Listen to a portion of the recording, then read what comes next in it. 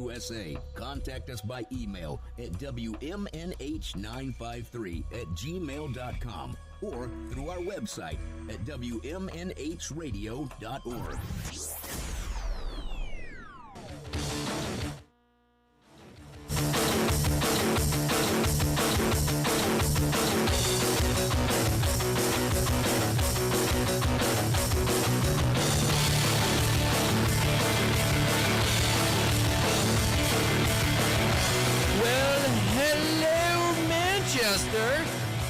It is now Sunday morning, June 2nd. Weird to say. It's now June, and it's still only 56 degrees outside right now. But we are here, Off the Mark Sports. I'm your host, Kyle Heavey, taking you through the next 2 hours of the latest and greatest news and information from the sports world. We have a great show ahead of you. We got the Bruins in the Stanley Cup Finals, as most of you should know. If you don't, then you're sitting under a rock and you need to get above that rock. But they had a great game last night. They scored a touchdown. Yep, they scored a touchdown, and we're gonna get all into that because that was pretty impressive to see. We got all the boys calling in today. I mean, we got from all over the place. Gosh. Listen to this. The phones are ringing. Everyone's kind of come together here right at the start of the show. So here we go. We're going to try to get you guys all onto the show in 250-6007 if anyone wants to call in.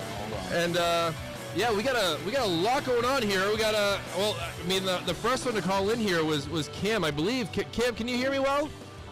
Hey, what's up? There we go. You're just fine.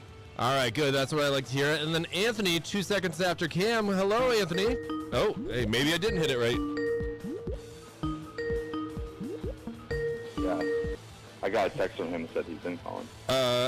Anthony, did I accept your invite from Skype properly or not? I don't know. Why is this not working? There we go. Hello there. I don't know if Anthony can hear me. I hear him. I heard him for a second there. Yeah, definitely. We heard you, buddy. I don't know what's going on here. Technology's a fun thing. I can't hear a word you're saying. You can't hear a word that we're saying. This is going to be a fun morning then, if we're going to have this type of issue.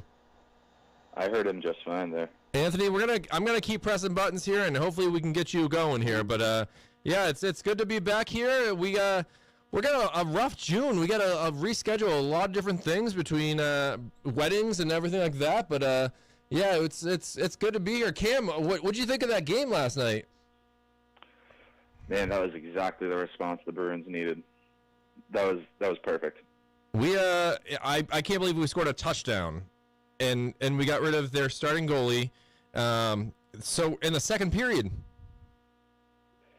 Yeah, I was a little surprised that they pulled Binnington with 5 minutes left in the third, because I don't know, it kind of seemed like the game was out of hand at that point. Like, why even pull him? But yeah, I mean, that was a hell of a period. The first period too, where they went up 4. Yeah, when they went up 4, I mean, that Pasternak goal was my favorite goal of the game for sure yesterday, because that was just unreal, the way that he just took that pass from Krug and did like a quick little juke and then, backhanded it top side over Bennington. That was pretty awesome to hear. For me, it was, I think, the first one with Bergeron on the redirect. I think McAvoy or maybe Krug shot it. Krug shot that one, yes. Off Bergeron's stick. Yeah. So that was awesome, and you could tell right from that goal, the team was completely energized, and they were skating around like they were in Game 1. They were able to get the puck out of their offensive zone, which is always good, or their defensive zone, I should say. And yeah, it was just a completely different game. Excellent effort. Torrey Krug, what a series for him, and what a game last night. Became the first Bruins to ever score 4 points in the Stanley Cup final game. Yeah, that was and he's I was going to say he's top 15 all time among American defensemen in career playoff points with 43 points, and he's done that in only 58 games. The next closest is 85 games. Wow, that is unreal right there. I mean, I did not expect, Torrey Krug, who's only been in the league for 6 years, to be able to already have that type of record-breaking streaks there. Oh yeah, he's such a great offensive defenseman. You could probably argue he's the best in the league, at least in terms of how he moves the puck and his shot and his just awareness. He may not be the biggest guy, but he makes up for it in pretty much every other aspect of his game. No, and if we want to go back to Game 1, I mean, we won Game 1, and Torrey Krug was a huge part of that with that check that happened on that play. I mean, yeah, he's definitely. Say that again. Go ahead, Cam. I was just chiming in. He's definitely got grit. He's not one to get pushed around despite his size. Yeah, it's really impressive because he's not a big guy at all. No, not at all. And just to see someone like that, that's almost like Boston fans love, tiny guys who get under the other player's skin and play with a lot of heart.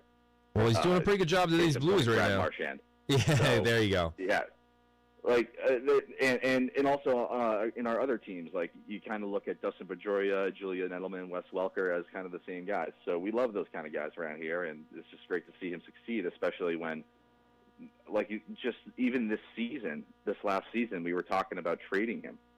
Yeah, I mean, he took a nice hometown discount, I'm gonna call it, to stay here in Boston, and it's kind of been nice to have him still around, and he's there's a nice core of players between Bergeron, Krejci, Chara, now Torrey Krug, Marchand, Pasternak, that they enjoy their time in Boston for sure.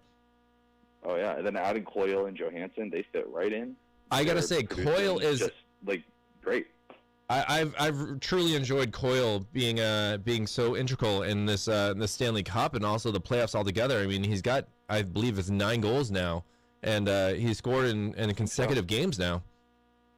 Yep, him and Johansson both had a goal and an assist last night, so they both had 2 points. Yeah, to know that we had 7 different goal scorers last night, that's impressive right there. Right, it's excellent. And I know they always do like their 3 stars of the game. I kind of did my own 3 stars of the game. I was gonna say I didn't agree with their 3 stars, mind you. Yeah, I wasn't on board with that, but I give Tuukka the 3-star. Obviously, he was on fire. 27 saves, 2 goals against, .931 save percentage, and the way the Blues started the game. Oh my God! Out shooting the Bruins 5-0, and Tuukka kept them in there. So credit to him. I totally agree with you there because man, it was just we had nothing going on, and then all of a sudden it was like we got out on that power play, and then actually the Bergie goal wasn't a power play, I believe. We scored on 4 power plays last night. Maybe it was. I thought it was. That's why Maybe not. I could be wrong. Yeah, I was gonna say I either way it was just a sweet goal to be able to start things going. I mean, I had that. Let me see if I can pull this up. I had the you posted something this morning, and it was all the goals from the power play. So let me see if I can if I can pull this back up, and we can listen to. I should have actually watched it. Well, I thank you. I did watch it, and I did listen to it, and they did a nice job of mixing between Doc Emmerich and the Bruins play-by-play guys to have the different sounds. So hold on, let me. Due to the power of technology that we're having trouble with Anthony, we'll get to him in just a few moments here. I've just restarted the computer for him, and I'm hoping that it should work. So here's the 4 power play goals here from the Boston Bruins last night. Actually, let me press that button and then rewind. And all right, here we go. Let's listen. Let's take a listen. Minute 28 seconds. 4 goals here. Sent to the back by DeBrusque, walked over by Krug, and a shot, he scores! A deflection en route.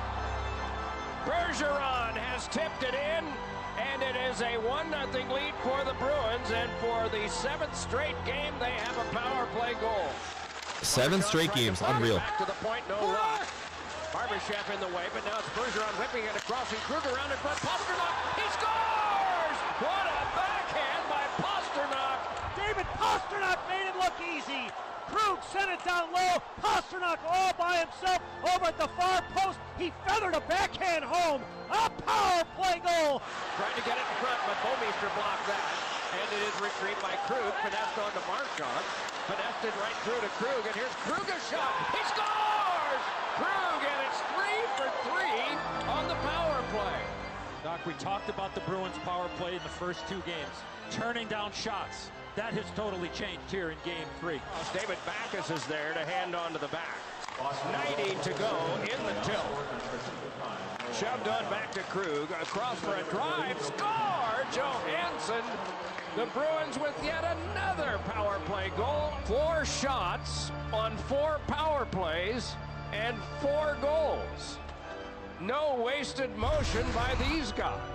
And now we have to wait till Monday night for Game 4 of this series, and we're still playing in St. Louis, which, I mean, that crowd is loud, don't get me wrong, but, man, we shut them down really early. They got a little bit of light with that first goal to make it 4-1, but for the most part, they were very quiet there in St. Louis.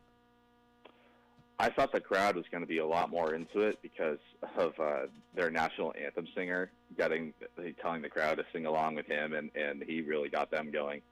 But yeah, that was surprising. Yeah. Sorry, go ahead. I'm fine with them. The Bruins shutting it down. It just shows how good of a away team that we really are. I mean, I'll give St. Louis credit. They are very good, and they took us down in Game 2, unfortunately, in overtime. That game still upsets me a little bit.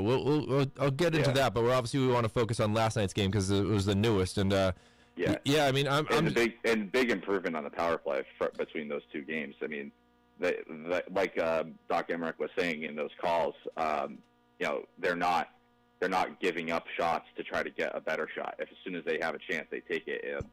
They were 100% on shots and goals in power play, which is. I don't think I've ever really heard of something like that before. I mean, I definitely haven't. It's unreal to see that many shots that just keep going in. Yeah. And I'm just to keep going on the 3 stars thing. So Tuukka, I mean, not only was he lights out stopping the puck from going through, he was getting pushed around. Also in Game 2, but last night as well, and credit to him for not losing his cool. You never saw him lose his composure. Even when David Perron was up in his face in the 3rd period after running right into him.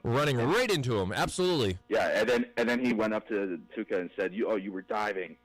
And he was in his Tuukka, crease. Once again, yeah, he just remained composed and basically shrugged it off, and that's why he's elite. Yeah, it couldn't be happier for Tuukka right now. Well, I could be once if they win the cup. If maybe we had a puck bounce a different way in Game 2, that would have been nice. But yeah, God, and to hear the stats last night about how Jordan Bennington had never been pulled from a game, and here he was in the Stanley Cup on his home ice, and he's getting pulled in the 2nd period. I might have even pulled him a little earlier. He looked off, and Jake Allen is, he's good. Yeah, I mean, Jake Allen, I mean, in his defense, he stopped more goals than, or stopped more shots than Bennington did. Yep. I mean, or at least less in, I would say. But yeah, it's now it's. I mean, is this going to be a goalie controversy out in St. Louis? I mean, what's going on until tomorrow night? That could be a fun storyline for the national media here.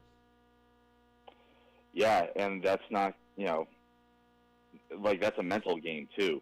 If Jordan Bennington's wondering if he's going to get the start or get the team's trust back, and that's got to affect his confidence. And the mental game is just as big for goalies as your actual game. Yeah, it should be a fun story. I look forward to seeing what's going on here because man, if we can put up another touchdown, that's happiness right there. I don't know about that. I don't know. Come on, you get that wishful thinking. I was amazed.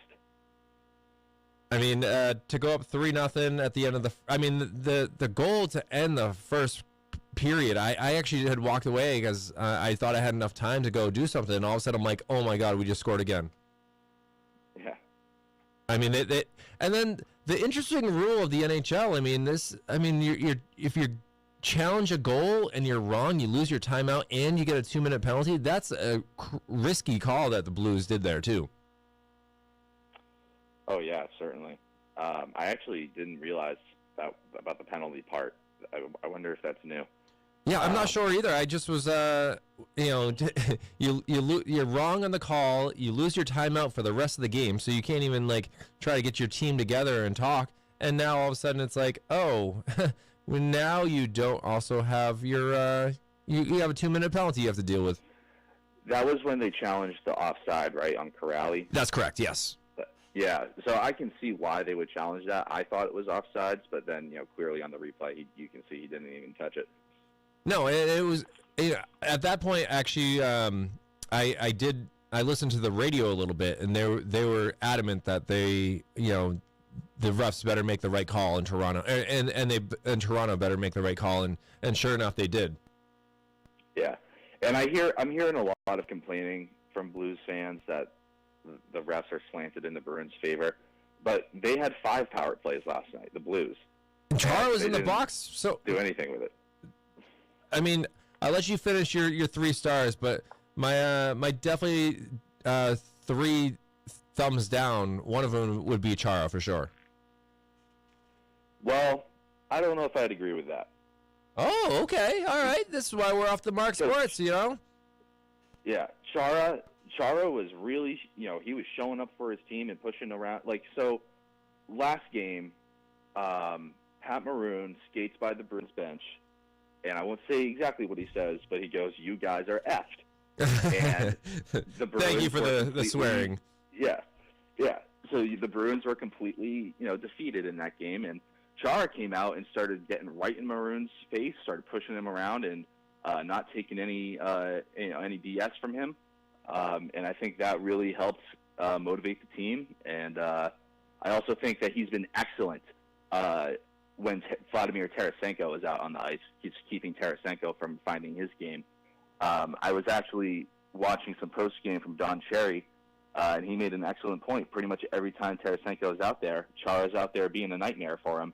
It seems like Cassidy is intentionally putting him out there, just to shake up the star player and just be a pest, and it seems to be working. Yeah, Tarasenko is a very good player. I will totally give that for the Blues, but to know that he's really been...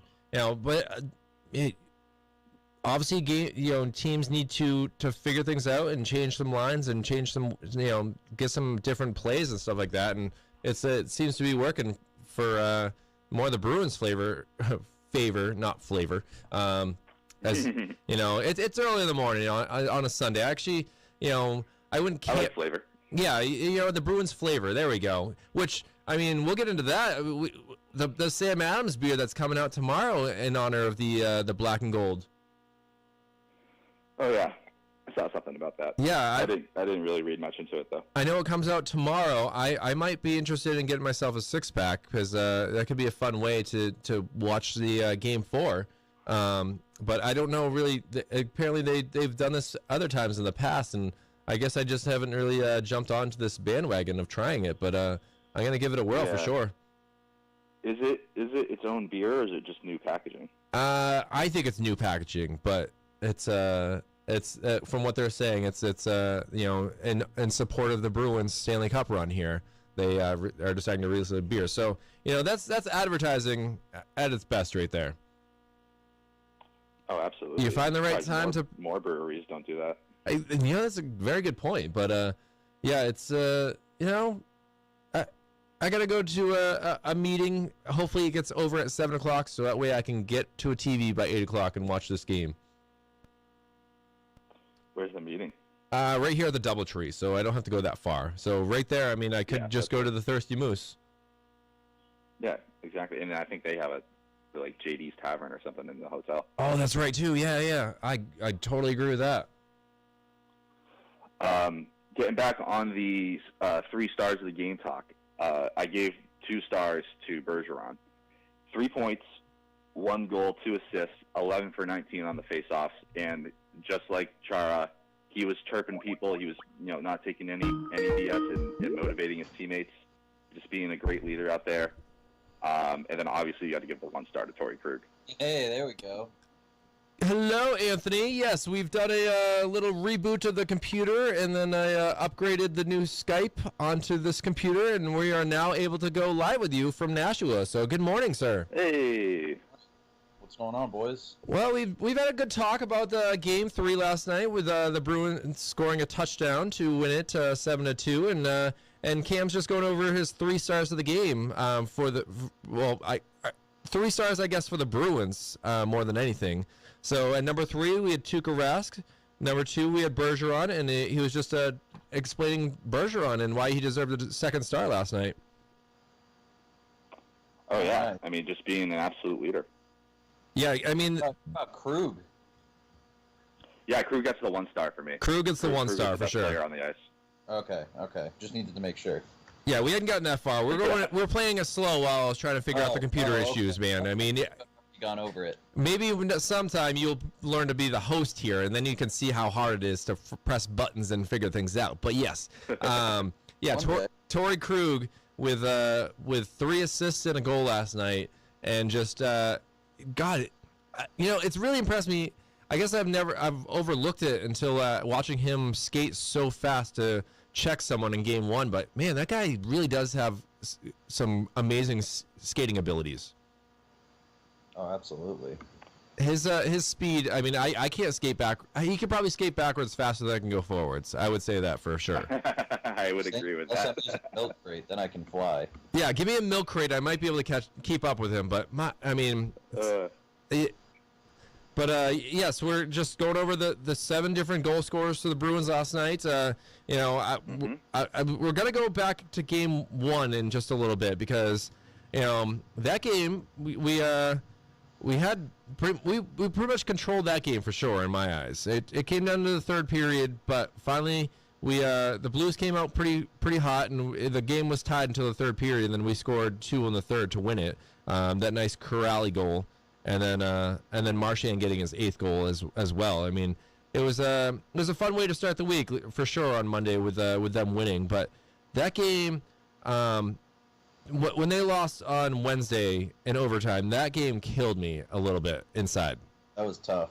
They just beat us down pretty bad that game. I mean, Charlie Coyle, he scores, making it 1-0 on the power play. Shocking.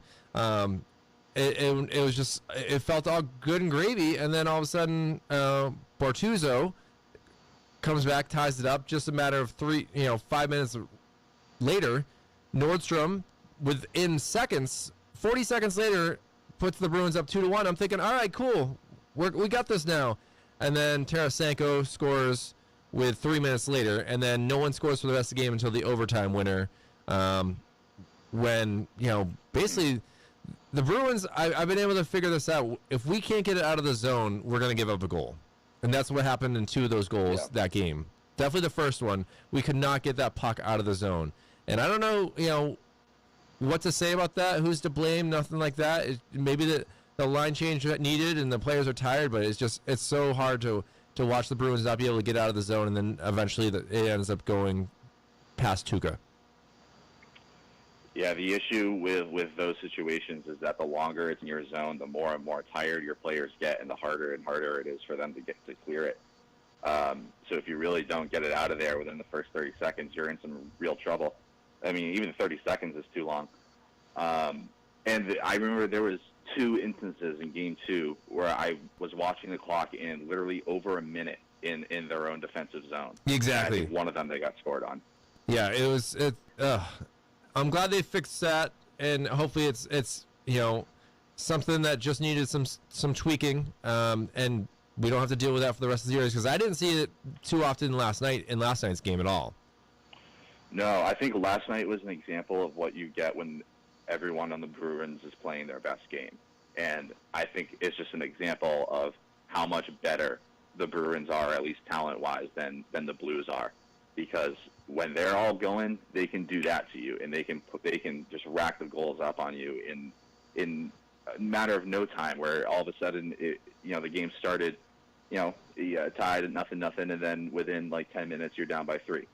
So yeah, if the Bruins, if they just play their best game, I don't see them losing.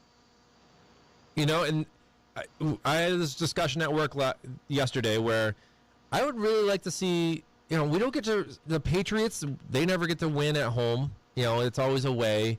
And then we finally got, after, I think it was 106 years, we finally had the Red Sox in 13 win the World Series in Boston.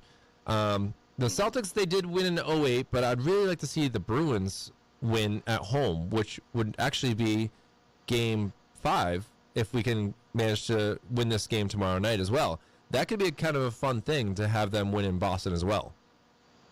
Yeah, it's always a double-edged That'd be sword when it comes to that, too, because it's like, yeah, you want to win at home, but how much sweeter is it to win on somebody else's ice? I see your point there. Lift Stanley Cup in St. Louis. Huh. Yeah, I didn't but really- It is pretty cool. It is pretty cool to do it in your home stadium, and then they have all the fans are there supporting you, and the confetti's flying, and it's just more of a party.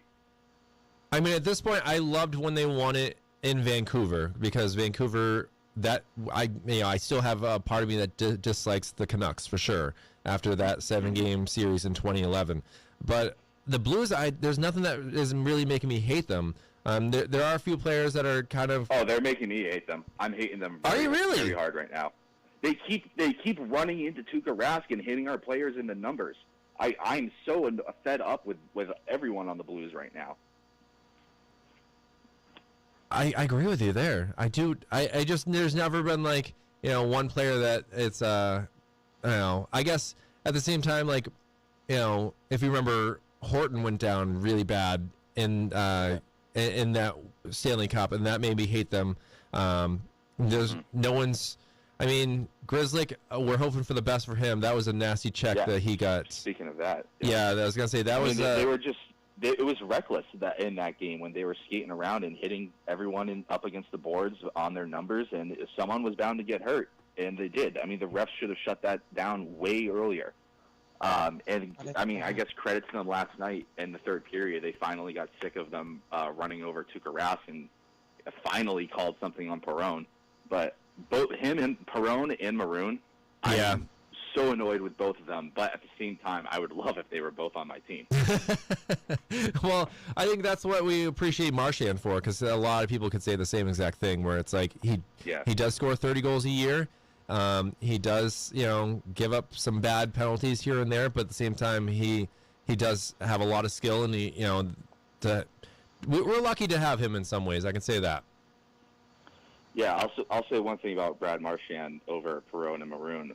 Perron and Maroon are not 100-point scorers. Oh, there we go. See, they're second and third line guys. I think. I could be wrong. I think Perron's pretty good. Perron was a first liner. He could be. Okay, all right. That's what I was gonna say. I'm like, I think I'm wrong on this one. I'm definitely off the mark, but it's okay. But That's the point. Jordan Binnington, I mean, 5 goals on 19 shots before being replaced. That was so nice to see when they just had him come off the ice. Oh, man. I love when you see that. 5 minutes left. Like that. Wow. I mean, 6:29 of the second period, and the Blues were down 5-1. It is what it is, right? It's a loss. I'm not happy with it. That's what his quote was. I've got to do better. I got to do a better job giving my team a chance to win. They scored 3 goals in the first. That's never good. So yeah, apparently I didn't see his locker room talk last night, but it sounds like it was pretty entertaining to listen to him be a little upset over himself. As he should be, but at the same time, his team has got to do better. They kind of left him hung out to dry on a couple of those. They definitely have an inability to stay out of the penalty box. There was it's a big issue. I mean, keeping the game 5-on-5. I feel like they do a really good job in the game. You know, as we saw in Game 2, we don't know what's going to happen there. But when you're 5-on-4, it's definitely the fatigue, like you said before, Cam, kicks in, and that can be an issue. I mean, some of the goals. Thank you to the NBC. I not really wanted to really give them props, but they're really showing why St. Louis were giving up these goals. And they're pursuing they're pursuing a Bergeron or something like that, trying to make him not make the pass. Well, it went to Krug and we went to Pastrnak in that goal, and look what happened. Pastrnak was on the doorstep and just had to make one quick move and go backhand and up above score. Yeah, I mean, that's really the issue, especially with the top line. If you focus too hard on trying to take away one of them, you leave enough room for one of the other ones to score. So it's really a catch-22. Statistically, the Bruins' power play is the best in the playoffs since the New York Islanders in 1981. That's awesome to hear. Wow. I mean, to know we were 2 for 10 on power plays before Game 3, so we only had. I mean, the Coyle goal in Game 2, I remember that, and I don't remember who had the Game 1 who had that goal. But at the same time, going 4 for 4 last night was juicy. Yeah, it's funny too. It's complete opposite because we were 0 for whatever it was, 5 or maybe less than that in Game 2. And now 100% in the next game. So when you have that lethal power play and then also the best goaltender since Johnny Quick made that run, it's definitely a playoff or a championship caliber team. And I would be surprised. I would be very surprised if they don't win it all. Yeah, I'm right there with you. I do hope for the best for McAvoy. I didn't really get to see anything He's after okay. the game. He's okay? Okay, because he... Bruce Cassidy says he's okay. Well, I trust in Bruce, and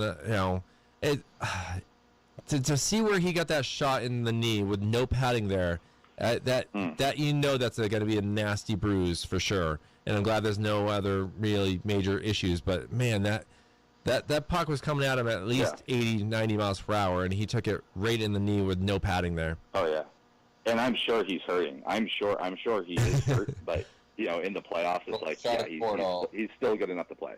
Yeah. I mean, he was pretty funny in one of his interviews the other day talking about how, like, he's like, I'm in the Stanley Cup, I was just playing college hockey 2 years ago, and now here I am, already in the Stanley Cup, and I'm going to do everything I can for my team. We've worked hard for this, and we're going to continue to work hard. So 2 more games, guys. 2 more games. That's all we need. Oh. They're both in Boston. It would be kind of nice if it goes to 7, though. Ah, no, don't you say that, Cam. Just extra hockey. No!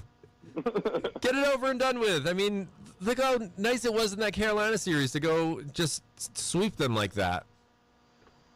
Yeah. But it'll be more dramatic if they win in 7 and more hockey. Well, let me see this then, all right? Hold on. Let me see when Game 7 would be, Cam. I think I originally said they'd do it in 6. Like that, isn't it? All right, so let's see here. Anthony?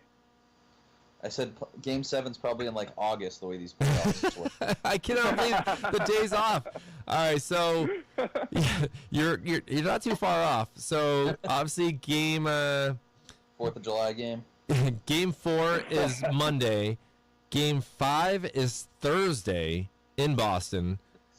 Game 6 would be, oh my gosh, this is so weird, would be Sunday, and Game 7 would be Wednesday, June 12th. What?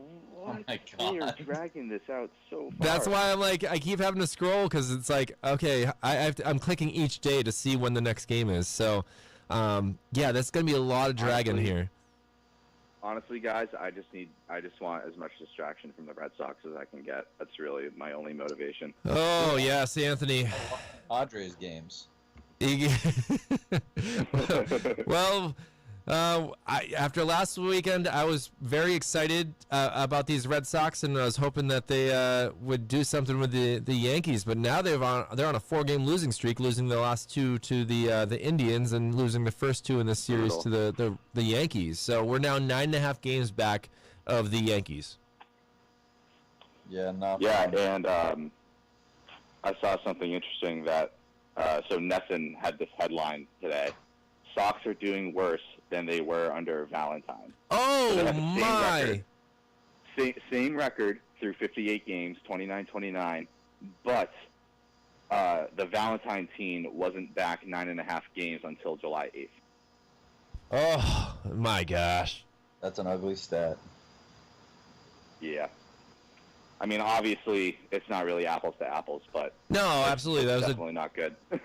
To be fair, we don't have Carl Crawford, so at least it was Carl Crawford's fault. That's right. I mean, guys, help me out with this. What is it about this Red Sox team? I mean, I feel like it's the same exact team as last year. Is it just because we don't have a closer? I mean, the starting pitching. I mean, I can't put my finger on it because I feel like this is the exact same team for the most part. We just the ball's not going our way this year. Yeah, I have no answers for this. I mean, yeah, you can blame the bullpen, but at the same time, the bullpen's pretty much what won us the World Series last year, too, after that was being trashed on all season. And, I mean, the starters are starting to pick it up. Porcello looked pretty good for a while last night. Yes. Chris Sale kind of got lit up the night before, but I don't know. I'm hoping we get into some sort of a groove here coming up. Hopefully the month of June is when we'll figure out all our... Because it's not like... You can't really do much trade-wise either, because like the only thing you could really trade for is some relievers, and you can never bank on a trade going well with relievers. Yeah, exactly. Not to mention what you would have to give up with the little that we have in our farm system right now. Wow. We talked about it last week. Tough situation. I mean, last Sunday's game, we were worried about Verlander, and he was going against I want to say it was Rodriguez or something like that. No, it's Porcello Verlander, and last week, I mean, we won the deciding game against the Astros, and I thought things were looking good for us. Yeah. In just 1 week, I mean, I think we played relatively well against the Astros in both of these last series. Didn't we take 2 out of 3 in both? Yes, we did. Yeah. So, I mean, that was impressive to me. But, I mean, I guess it's the Yankees that we just can't touch this season. I don't know what the deal is. But the one thing that's been baffling me this season is Wade Miley. The Astros signed him basically as like a cheaper replacement left-hander for not re-signing Keuchel. And so far this season, he is... Where is it? He's 5-3 with a 3.25 ERA, and he's just crushing at home. I've been picking him up like every week for fantasy baseball when he pitches home games. I think last week he went like 7 shutout innings or something. Wow. Like that.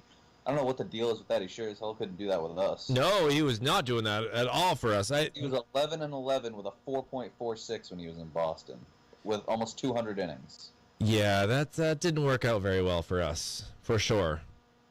I don't understand these guys, man. I can't figure it out myself, and that's why I want to ask you guys, like, you know, yes, we have the Bruins to distract us, but what are we going to do after the Stanley Cup? I mean, I'm going to have to pull up a lot of trivia because we're not going to be able to talk about the well, obviously we'll have the Patriots, which it's under 100 days now till we got the first game of the year. I think we're down to 97 games at this point. 97 days, excuse me. That'd be a lot of games. We could do N'Keal Harry watch. Well, to see him practicing with Edelman in Brady's backyard was pretty cool to see. You know, I'd like to get a drone to see some of that from now on. Yeah, plus we'll be able to practice saying his name correctly. Yeah, we got to work on that. And you know, thankfully we have Cam to help us out with our punctuation and our being able to say names properly. Because we didn't do a very good job of that at all. It's just N'Keal, guys. Come on.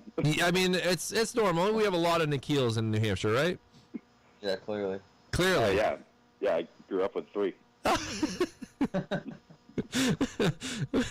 Oh man, are any of them playing on the Patriots now? Because that'd be nice. Friend of the show? No, I haven't heard from them in a while. But Cam, I did see this. You had posted. I'm gonna try to find this right now, but it was pretty cool to see someone from Pinkerton playing against the Bruins on. That's right. Ryan Stanford, I believe. Yes. Zach Sanford. Zach Sanford. He was only playing because of the suspension to the Blues player. Mm-hmm. But still, to see that Granite Stater, and it was kind of funny to watch the interview saying that he's caught his mom a few times cheering for the Bruins because they've cheered for the Bruins for their whole entire life for the most part, and now all of a sudden it's like, oh, you got to cheer for the Blues. Well, if I was them, I would, probably just get excited if my son did something and just keep cheering for the Bruins. Yeah, I mean, I hope my parents would cheer for me if I was playing against the Bruins too. That's just It's a tough place to be. You're so used to rooting for this he's team. from Salem. He's from Salem, Mass. So the Bruins are going to want to get him eventually.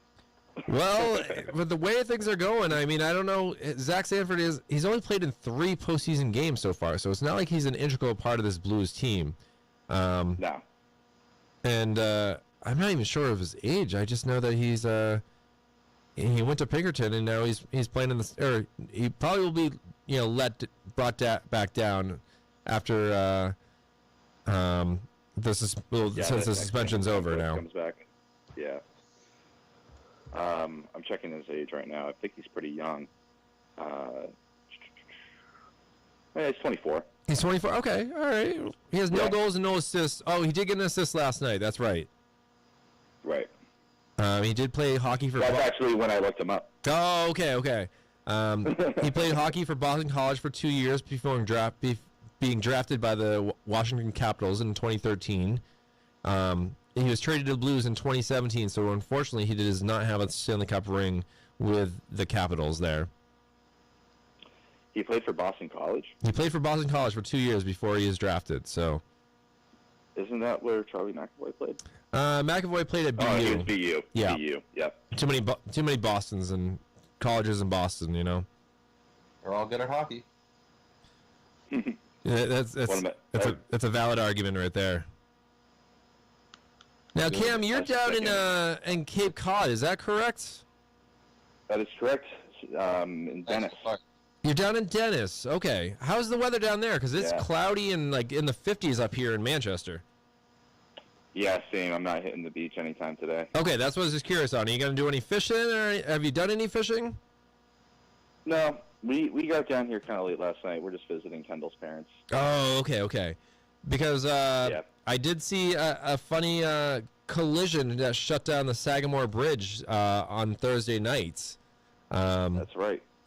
I mean the Bourne Bridge, even though that was a couple days after. But you're talking about the boat accident, right? Yeah, the Jeep that somehow hit into the boat that caused the Yukon or Explorer to cut into the bridge, and there's a bridge, 2 cars and a boat, causing 4 lanes of traffic to be shut down. Nice way to do it on a Thursday night. Yeah, on one of the only ways on or off of the Cape. Yeah, they definitely. Oh God, that must have been a pain. For anyone trying to get down there early, it did not work very well because you're stuck there. We never really get into this. I mean, how was your week otherwise? I mean, yes, I know you spent 2 nights in front of the TV watching the Stanley Cup, but I mean, Anthony, how much baseball have you watched this week? A good amount. I don't know. I've been loving watching these NL West teams. So you're not getting much sleep these days, huh? I got some time off now, so I'm just gonna relax. That's what I was just checking on, because I was like, man, I would like to stay up later some nights, but it's just sometimes you just can't do it, and that's why every single time I go out to LA, it's just so nice because my buddy has the MLB Network, and baseball's over by 10 o'clock at night. Yeah.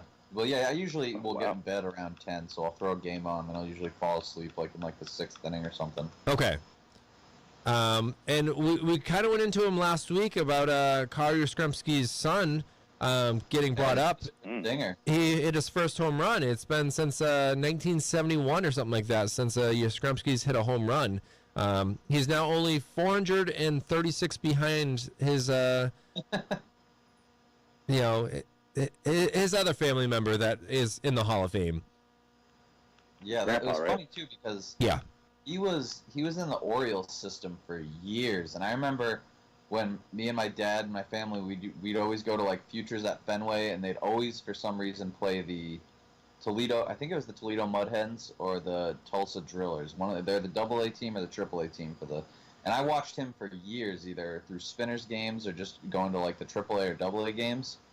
And he just disappeared off the face of the earth, and then now he's brought up to the majors. I mean, it's a pretty nice thing right there. And then, cool to see. Anthony, I want to bring this up because Austin Riley, man, what the heck is this with the Atlanta Braves? The Braves phenom, 8 home runs in 16 games. Wow.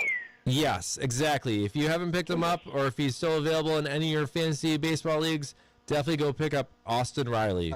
That's this one. Um, No, there's no way he's going to be available. In my I don't think so. with this stuff. He was the first round pick. What's that guy? The Brendan Rodgers was already picked up before he even made his MLB debut in my fantasy league. So props to those guys. Yeah, I know that Vladdy Jr. was a big pickup early on, and Drafted in all my leagues. Really? People drafted him. Yeah. Wow. What'd you say this guy's name was? Austin Riley.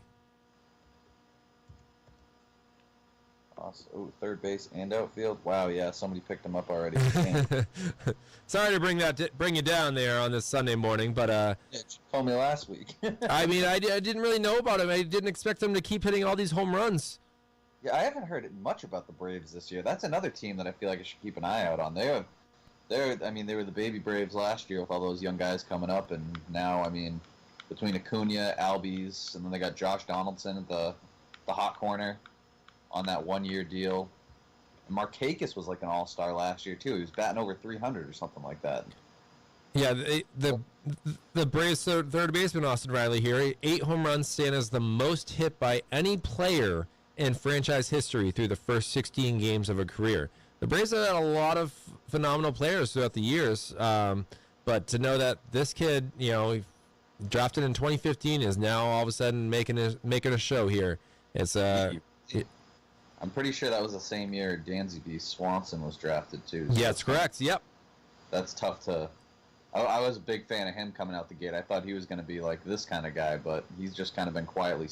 He's still playing shortstop, so you can't knock him for still being in the show. But I'd hope not. You're still there, but yeah, at the same time, you can only play so well. I feel like somebody breaks that home run record every year. I remember. Who was it? I remember Trevor Story did it in his rookie year. Reese Hoskins did it in his rookie year.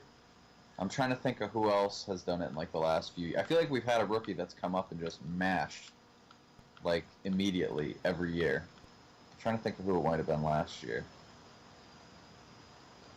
Well, with the Braves have only been 5-5 in their last 10, even though Austin Riley's been kicking it pretty good here. And they are 2 games back of the Phillies, who are also 5-5 in their last 10 and have lost 3 in a row. So we're not the only sports town that's really dealing with a baseball team that's playing below average here.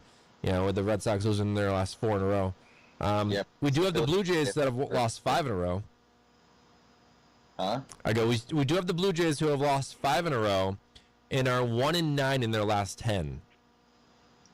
Wow. Yeah. Look at the NL Central too. At least we're not the only guys seeing these. The Cubs were on a hot streak, and now the Brewers are in first place. By the way, shout out to Christian Yelich again. It's been a while since we talked about him, but yes, he's. I know he got was he injured for a little bit, or what was going on with him? Yeah, I thought was he the one that had the shoulder or the quad or something like that? I don't know, but I was I thought he was going to hit for the cycle yesterday because it popped up. I get all the notifications for the Brewers. Okay. And it popped up early in the game. He got a triple. I was like, oh, a home run's next. Sure, 3 innings later, he had a 3-run shot, and I was just waiting for cycle watch, but I don't think he did it. So. You definitely would have gotten a text if that happened, for sure. Oh yeah. Yeah, they've also been a fun team to watch. I believe Mike Moustakas just went on the injured list yesterday, though. Oh, gosh. That's kind of a big hit for them. Yeah, that's a little bit of a big hit there. Yeah, he was one of their big acquisitions this summer. So, well, not acquisitions, but re-sign to keep him back. They need pitching, man. I would love to see them go after a Bumgarner or something like that this year. Or even sign Keuchel. I'm surprised they haven't signed him already. Obviously with the whole draft pick thing. I think when is the draft? The MLB draft is always weird to me. It's always so early. It's during the season, and it's just weird. But while you look it up, take a listen to this because, whether it was the elevation or what it was, but this was still kind of a fun thing to watch here. So take a listen to this. Vladdy Guerrero Jr. hits one deep to center. Get up, ball. Get up. Get out of here and gone. Another home run to center field for Vladdy Guerrero Jr. That's his 6th home run of the season to dead center.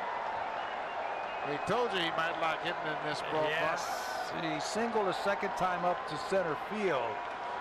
And at that time, we talked about young hitters using the middle of the field. And when you've got that kind of power, being able to hit the middle, it doesn't matter.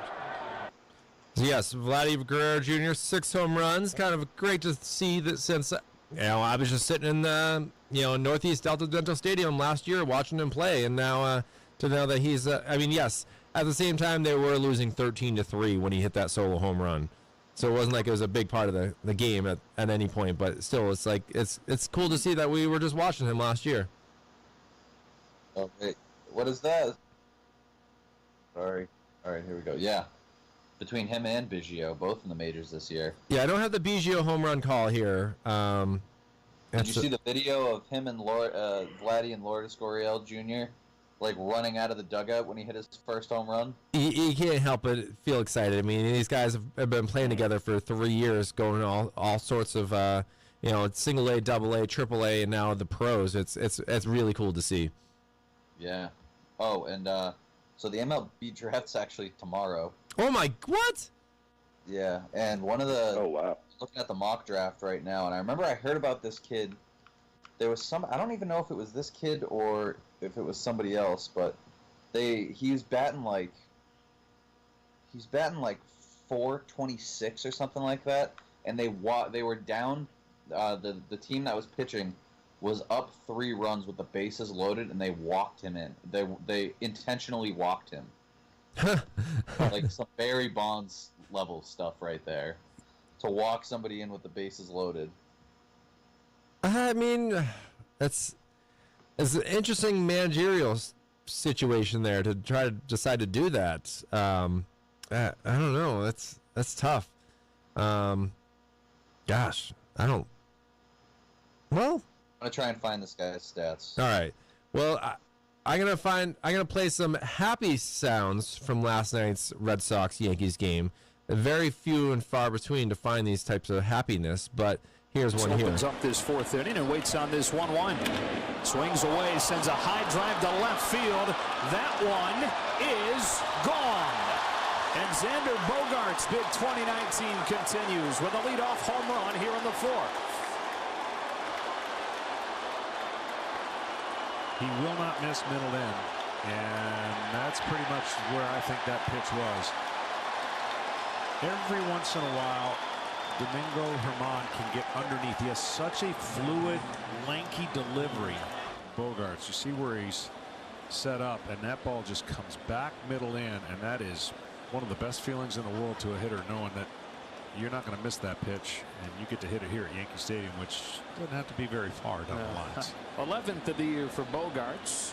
Yeah, 11 home runs this year for Xander Bogaerts. So he looks pretty good. I definitely have appreciated him, but still at the same time, we are 0-4 against the Yankees so far this season. Yeah, it's ugly, man. And the 4 defeats, the Sox are batting .208, including 2 for 22 with runners in scoring position. Ouch. Ugh. Yeah. So thank you, Bruins. Nunez getting Really thrown gotta out. figure this out. This is depressing. Come off a World Series win and have this type of stuff happen. I'm sick of seeing it, man. A player that this week I feel like he's actually played very well. Let's listen to this little. We're gonna wait for the ad. So, yeah, I gotta say that he had a 3-run shot the other day, but Sandy Leon, after being option for assignments.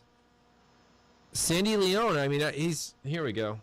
Let's see if I can get this going here. Here in the 4th, 2 on, 1 out, and a 3-2 pitch coming to Sandy Leon. Sliced over short, a base hit into left center. Leon's second run driven in tonight ties the game as Brock Holt steps on home, and Sandy Leon comes through again at the bottom of the lineup.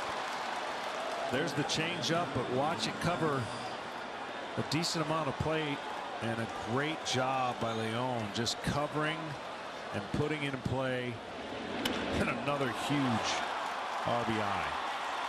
Came into the game 1 for his last 16. He's 2 for 2 tonight. Yeah, that's not a very good stat right there, though. The 1 for 16, and that one was a 3-run home run in one of the games. So that could be another issue, is not consistent batting. Yeah, I mean, you don't really expect too much out of your catcher, but it has been nice to see him, come through a little bit this season. So, I mean, that's more than even Vasquez at the beginning of the year was on fire too. Yes. Yep. Yeah, okay, I got the stats for this kid playing for Oregon. Okay. He's a catcher. His name is Adley Rushman. This season so far, he's batting .418 with a .580 on-base percentage. His OPS is 1344. Woof. That's insane. Whoa. Oh, my. 17 home runs, 58 RBIs. He's been walked 75 times. I'm going to guess like more than half of those were intentional. Wow. Either that or you're going to see it right there between his on-base percentage, and it seems like he's got a good eye for the ball too. So he's projected to go number 1 in the draft tomorrow. So I'm sure people love listening to MLB draft coverage right now because, all 26 rounds of it or whatever. Oh, my God. So many rounds. So many rounds. You're hearing these kids' names soon enough. I mean, the guys that even the Red Sox drafted last year are tearing it up in the minors right now between Durbin Feltman and Tristan Casas. We can go down on the farm a little bit over there if I can find their stats, because Tristan Casas was batting over 400 in high A ball, and I think they moved him to AA or something like that. I don't know. I'll have to figure that out. Yeah, well, Cam, I know. Are you good for a little bit longer? Or I don't know if you have to go looking for any great white sharks or anything like that down there today. Yeah, actually, I'm getting my harpoon ready as we speak. Yeah, I gotta head out in a couple minutes. Won't be chasing any sharks, though. Are you wearing any pastel colors down there? Because I know that once you get to the Cape Cod and the islands, you often have to wear the most ridiculous colored, clothes. Are you just going normal? Just get jeans. Just jeans. Okay, I wasn't sure if you had vibrant blue.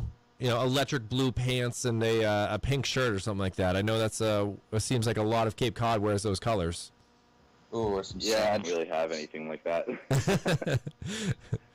The most I have is some kind of light green and also a pair of some salmon colored shorts, but that's about it. I mean, are you guys doing brunch down there? What's the plan for the day? We're going to go to this place called the Beachcomber. I forget exactly what town it is, but it's kind of a storied bar, a good lunch spot. So we're going to get some lunch out there, and then probably head home and stop in Plymouth on the way and hit up Second Wind Brewing. It's a nice little brewery in Plymouth. I was just making sure you weren't going to the Rock, because that's the in my eyes, if you're going to make a list of the worst landmarks in the country, Plymouth Rock is an awful place to go to. Yeah, I mean, it looks like they just took some random rock and stuck it there. That's exactly what it is to me. They just took a random rock and oh, this is it, Plymouth Rock, right here. This is our landmark. Yeah, but Plymouth is a nice little town. I agree, and I'm glad you're going to a brewery to make your day better. Is the girlfriend drink a lot of beer too, or was she more of a wine girl, or was? Oh yeah. She's more of a brewery vet than I am. She's worked at 4 or 5 different breweries in her day. Oh gosh. Yeah. Wow. So she knows all about it. But I am the one that got her into craft beer, so I will take credit for that. Okay, all right, there you go. I had to think of both of you guys a lot yesterday with working, because I had to go cover Bishop Guertin and Bedford baseball at Holman Stadium. And oh man, so I get there and it's already 2-0 Bishop Guertin, and I don't know anything about the two teams. So Bedford gets the bases loaded, a single brings in 2 runs. It's now first and third, and the runner at first, who just knocked in the 2 runs, he goes to try to steal for second and gets caught, and the pitcher is not sure where he should throw to. Well, the kid's now in a pickle. The kid that was on third base notices that no one's paying attention to him and runs home. Bedford ends up winning the game 3-2. because the kid Wow. got into a pickle and they didn't pay attention to the runner on third base. What a heads-up play by the third base guy.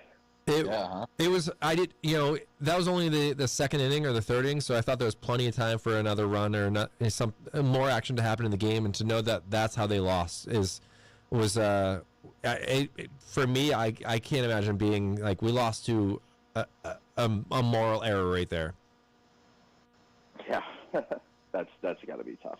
And then I went. There's a lot of I'm going to be busy next Saturday. There's a lot of high school weather depending, obviously, but a lot of high school championships next weekend between softball and baseball, and I know that I went and covered Concord and Portsmouth, and they had a girl that she was probably like the seventh hitter. She wasn't really that good, but she ends up hitting this ball to left field, and just like a lot of players do, they took 2 steps in when they should have taken 2 steps back. Next thing you know, the ball's overhead and going all the way to the fence for in the park home run. Wow. Yeah, so it was That's awesome. Did I ever tell you guys about the time when I was in Little League? I got an infield home run on a bunt. What? Yeah. So I bunted, right, as you do. And I think it was the pitcher overthrew me at first base, and I just kept running. And by the time they got the ball, I was already approaching third, overthrew me again, and I got home. Man, that's a lot of running there. Oh, the fun of Little League. Oh, yeah. I think I got triple that way once. Only triple I've ever been able to win.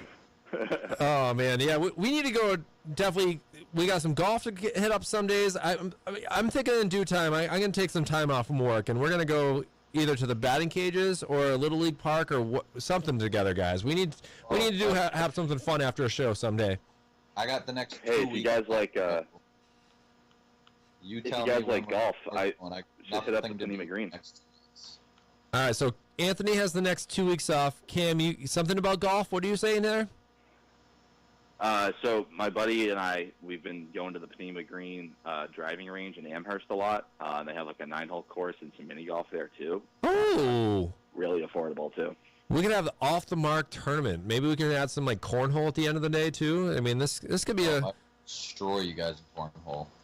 well. I mean, Oh, sounds like a challenge. yeah, I was gonna say we got some planning to do here, guys, because it sounds like we could have a whole off the mark tournament. Hey, you guys want to do cornhole? Let's go down to White Birch Brewing. We got cornhole. Oh, you do have it down there. Yeah. Oh yeah. Well then, Well, as this being I think the only weekend I haven't been down there. I was gonna say he's been on a roll there. I have not been able to keep up with the pace of you guys for Anthony's sure. a regular now.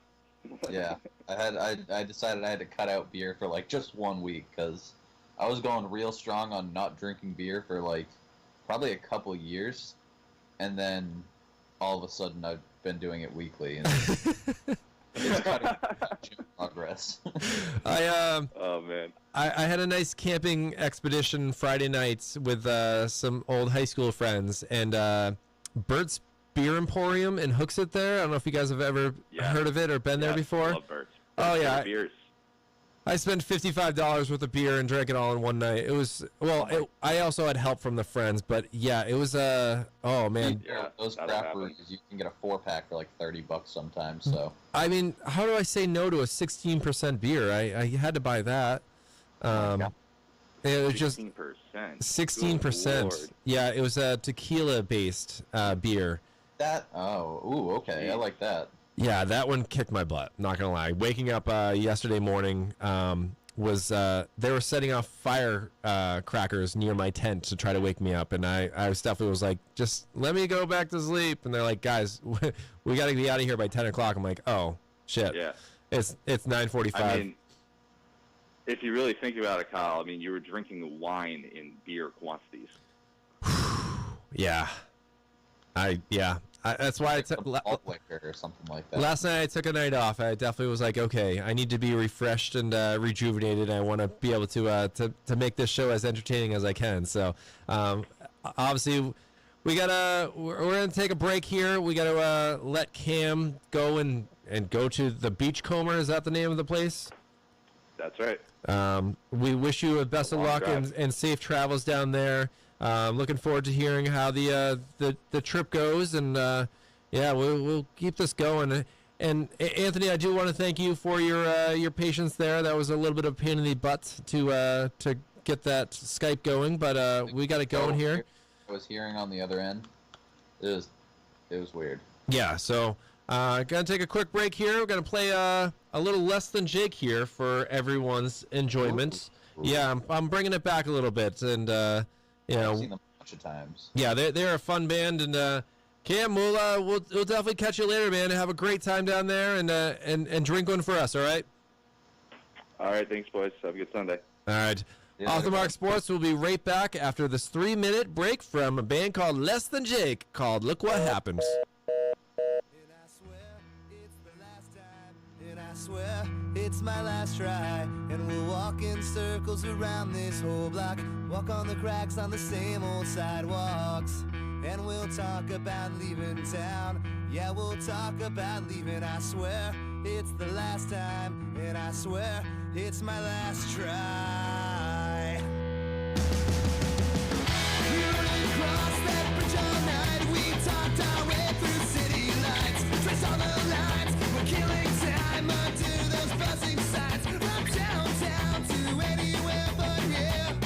Tonight, yeah, I swear, to these rooftops, and just hope that God will never stop. And I swear it's the last time, and I swear it's my last try, and we'll walk in circles around this whole block, walk on the cracks of the same old sidewalks, and we'll talk about leaving town, and we'll talk about leaving. I swear it's the last time, and I swear it's my last try.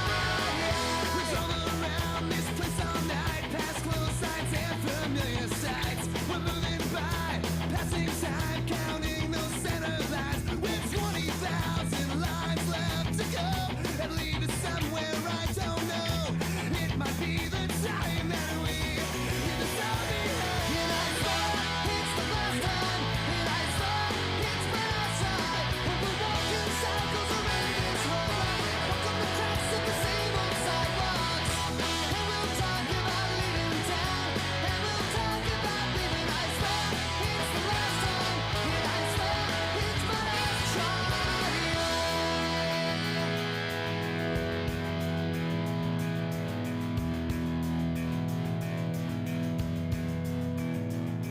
And there's been a few times that we thought it felt right to take the westbound signs and just leave town tonight. And I swear it's the last time, and I swear it's my last try, and we'll walk in circles around this whole block, walk on the cracks of the same old sidewalks, and we'll talk about leaving town, and we'll talk about leaving. I swear it's the last time, and I swear it's my last try. And I swear it's my last try. And we'll talk about leaving town,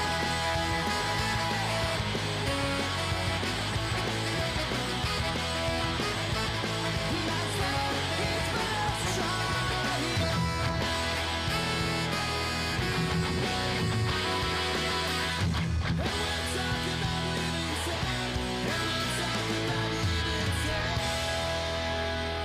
Less Than Jake, everyone. Off the Mark Sports back for you on this Sunday morning, June 2nd. I'm your host, Kyle Hebe, taking you through another hour of your latest and greatest sports information. We got Anthony D'Alessandro coming to you live from the Skype. And, we're just rocking and rolling. It's 57 degrees here in Manchester right now. It's definitely not June weather just yet here. Hopefully that'll be coming soon enough. But, definitely everyone. Good. I'll take 57. I'll take 57 as well. I mean, I definitely, I'm not looking forward to those, 90-degree humid days. But from what the weather is saying, we might get some thunderstorms later on. From what I saw, we haven't really had some boomas too many times so far this year. So interesting to see what happens here. But I mean, going over the highlights of last night, we got the Bruins that are 2-1 in the Stanley Cup playoffs. They won by a score of 7-2. The Boston Red Sox, they cannot figure out a winning way past the New York Yankees. They lost last night by a final score of 5-3. Aroldis Chapman of the Yankees already has 17 saves this year. he's definitely bringing it together because he was an interesting part last year where they didn't have him towards the end of the season and they tailed off and didn't end up winning anything more than a first round. No, second. First round. We beat him in the first round division championship. But talk football for a second. I thought this was kind of an entertaining story in some ways. One of the newest Green Bay Packers already is going to be out for a significant amount of time from a torn Achilles tendon. And that is the coach. That's right, Matt LaFleur. Sorry, steal your thunder there. You definitely stole it a little bit, but I understand. It was a good guess on your part, and I give you total props on that. During just some practices, he injured his injured it on the basketball court inside the Packers headquarters. Interesting that they have a basketball court inside the Lambeau Field Packers headquarters in Green Bay. Stuff like written out of their contract to be able to do in case of something like this happens. I mean, obviously he's not a player, so it's probably not part of his. Yeah, I don't think it's part of his, but it's just interesting because now, I mean, you've seen coaches ran into on the sidelines. They've been running, I can't even talk about this for some reason. The coaches often will, on the sidelines, they need to get out of the way from players that are coming their way. I don't know how Matt LaFleur is going to do this now. Yeah, I don't know. They might have to put him in like a booger mobile. I mean, even that, but at least no, because the season's starting in less than 100 days. He's going to be injured for sure up for a lot of the season. So that's going to be interesting to see his handshakes where he's got to crutch all the way to the middle of the field and find the head coach. That's, To be fair, though, too, he might be lucky because it seems to only be like the coaches that get run over on the sidelines. It either seems to be like the super old coaches. Like, it's always like the old men that get like torn down on the sidelines for some reason. Am I wrong? No, I agree with you there. I mean, you haven't really seen Belichick get run over, and he's 70 years old. Oh man, I don't know if I just spoke that into existence. Jeez. Well, let's hope that the radio gods are on our side today. But the He's Packers a defensive guy too, so he'll be able to read the play. Yes, he should be able to see this. But 39-year-old head coach of the Green Bay Packers, Matt LaFleur. He's going to be injured for a significant amount of time with this torn Achilles. The final OTAs are next week, followed by mandatory minicamp June 11th through 13th, and training camp starts July 24th. So let's hope for the best for him. Hopefully he can, that's not a huge part to the Packers because Aaron Rodgers had enough issues last year with last week. And last week, yes, that's true too. Because Milwaukee is just still, hurting a little bit after their Bucks got, swept last week. Right. Other than the Brewers. Yeah, the Brewers should be one of the best teams right now, right? They're leading the NL Central. Okay, that's what I was just. But I was just gonna pull that up really quickly and see how good the Brewers are this year, because I guarantee they're 33-26. So yeah, they're only a half game above the Cubs though. Yeah, Cubs were hot. I don't know. As you say that they've lost their last 2 in a row, and they're 3-7 in their last 10. The Cubs are. They appear to be the front runners for both pitchers on the free agents list. I don't know. I keep hearing a different team every single day that wants to pick those two guys up. So I guess we won't know until they get signed. Well, I will say the Los Angeles Dodgers keep finding different ways to win. They are. I know it's so frustrating because the Padres are so good and they're in second place and not anymore. They've not been knocked out by the Colorado Rockies after last night's victory. Did they? Yeah, tough game. The Rockies have won 7 in a row, and the Padres lost last night, so they're now third place in the NL West. But yeah, really good to see too because I'm pretty sure they started the year like 3-11 at one point. That sounds right. Yeah, I know that they start off well, but to win 7 in a row they're 8-2 in their last 10. But unfortunately, so are the Dodgers. They're 8-2 and they've won 4 in a row. So I don't know what's going to take for these Dodgers to turn it off, because they've been top 5 throughout the whole entire season so far. Yeah. I mean, no surprise there, back-to-back NL champs. They haven't, I mean, they technically, all they've been doing is losing players, because they traded away Matt Kemp, who seems to only be good in L.A. Yes. Teague, who was a big contributor last season. Signed A.J. Pollock, who's been nothing but injured. But, oh, man, you know who we do need to talk about when it comes to the Dodgers, though? Not Kenta Maeda. I got to remember how his name is. I don't want to botch the name. Hold on. Oh, I appreciate not the botching. I will throw out the Red Sox information. Yes, we do have to play tonight as 7:05 versus the Yankees. Hopefully we can get the first win of the year against the Yankees, because being 10.5 back does not sound very delightful to me. We do travel to Kansas City for 3 games, Tuesday, Wednesday, Thursday. The thing about the Royals are they are not very good. They're 19-39. I'm hoping that should help the Red Sox a little bit to maybe get some wins on the board, because this 4-game losing streak is not very good. And then we travel back to Boston for 4 games versus the Tampa Bay Rays, which I might be going to next week. So really, yeah, I might be going to the Sunday game. We'll see what happens here. They got a doubleheader next Saturday after a postponement on April 26th. So we have 4 games versus the Rays, which the Rays are just happen to be, they're 7 games ahead of us. Holy smokes! 35 wins right now. It's insane. I didn't know the Rays were that good. Oh. Yep. Well, that was just a kick in the stomach. Yep. Like this whole season.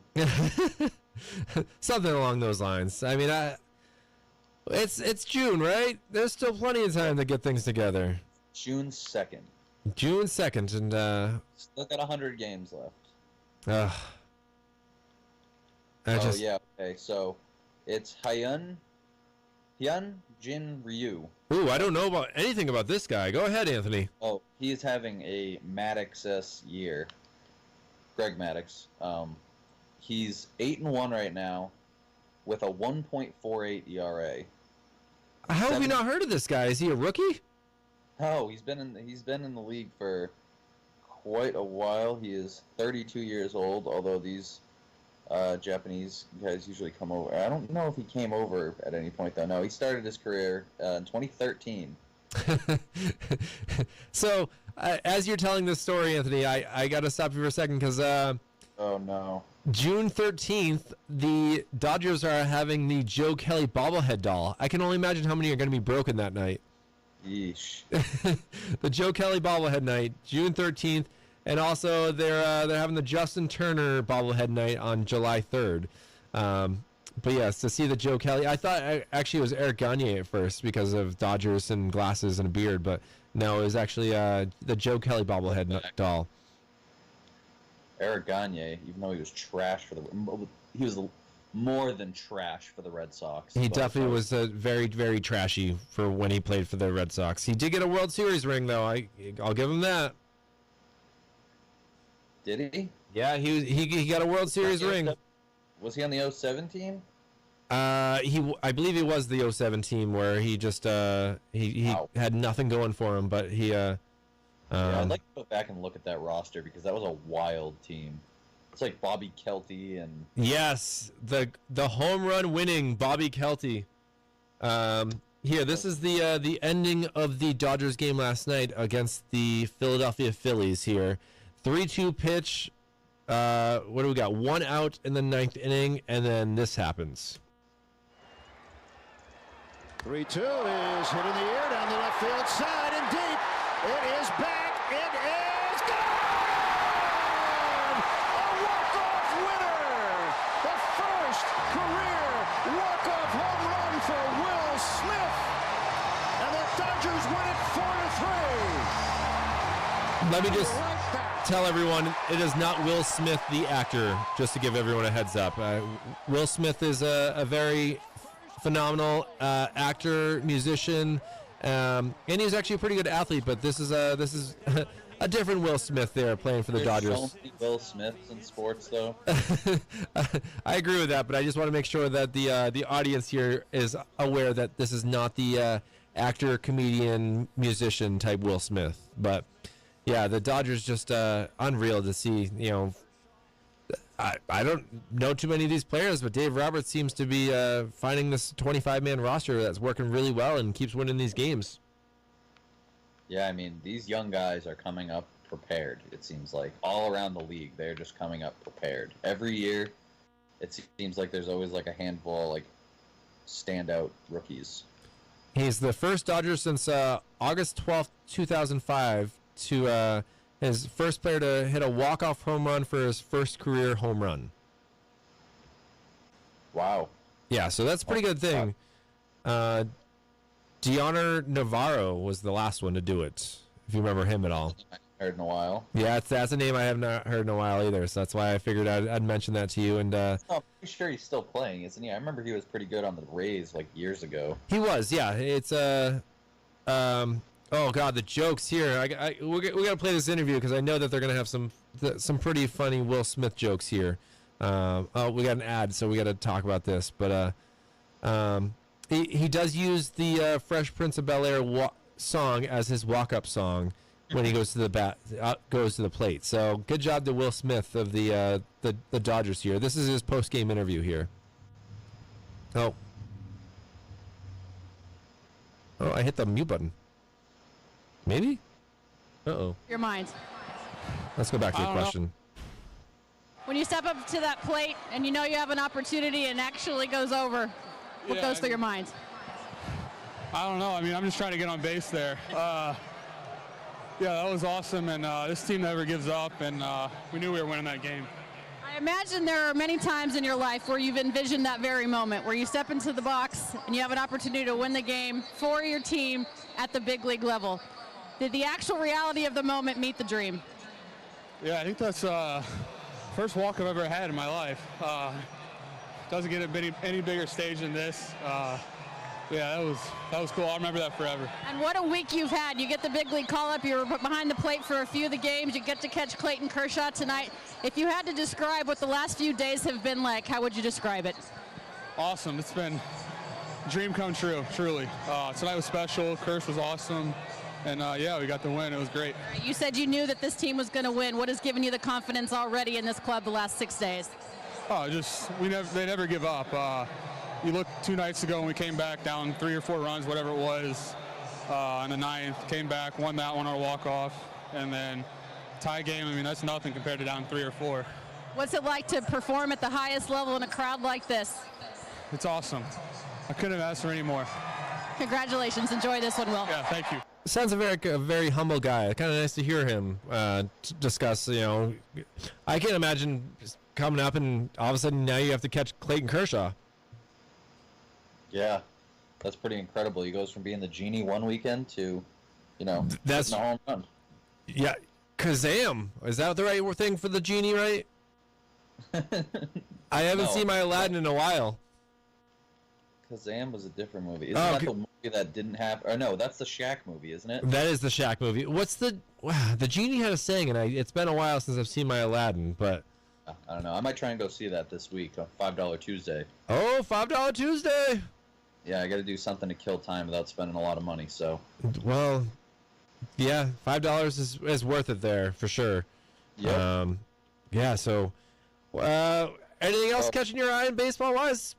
Yeah, I pulled up the 2007 Red Sox roster. It's so wild. Oh boy. Okay. All right. Was I right about the Eric Gagne? Was it that year? It was in the 2017. Okay. But I mean, obviously, we know the big names that were on that team, like Schilling, Papelbon. That was the Dice K rookie year. Okajima was on that team. You know, Wakefield, Timlin, all those guys. We also still have Beckett. J.C. Romero. You remember him?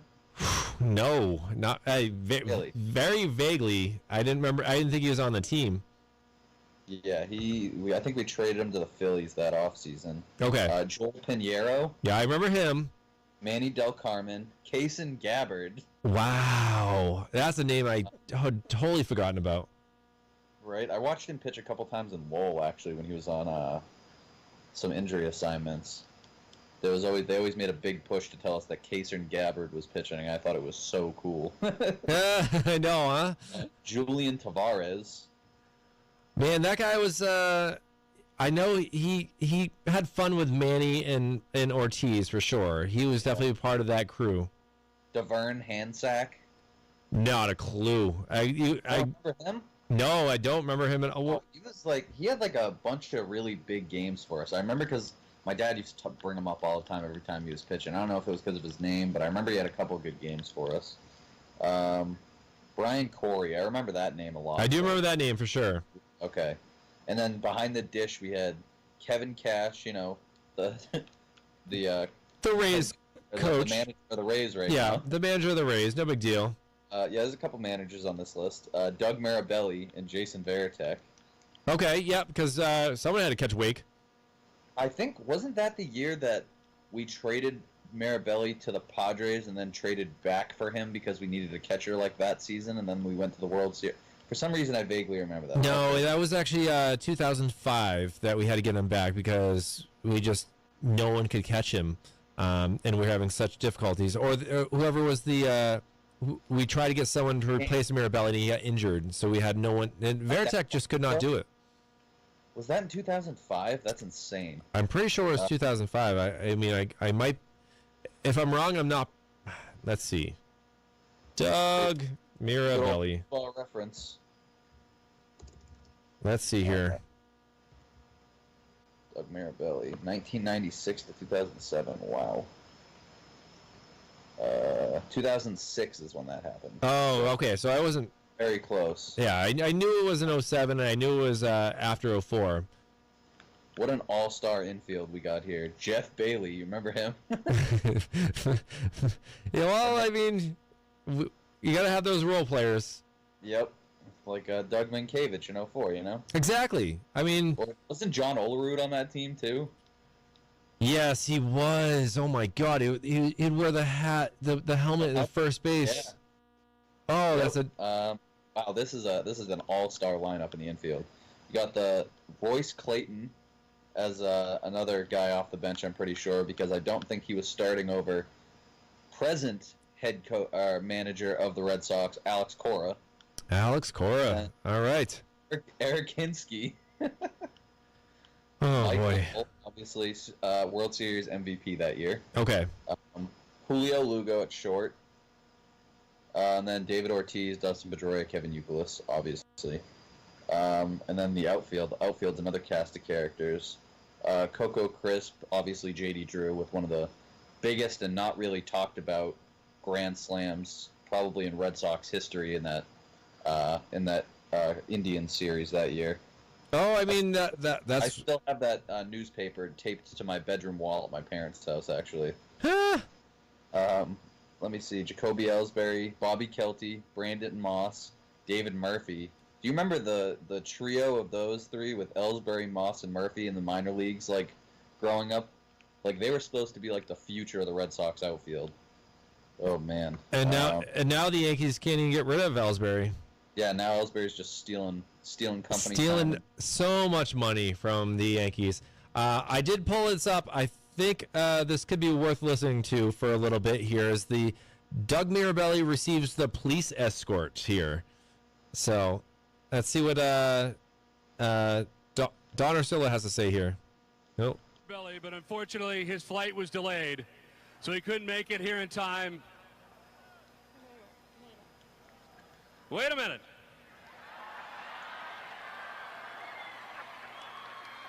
He may have actually made it.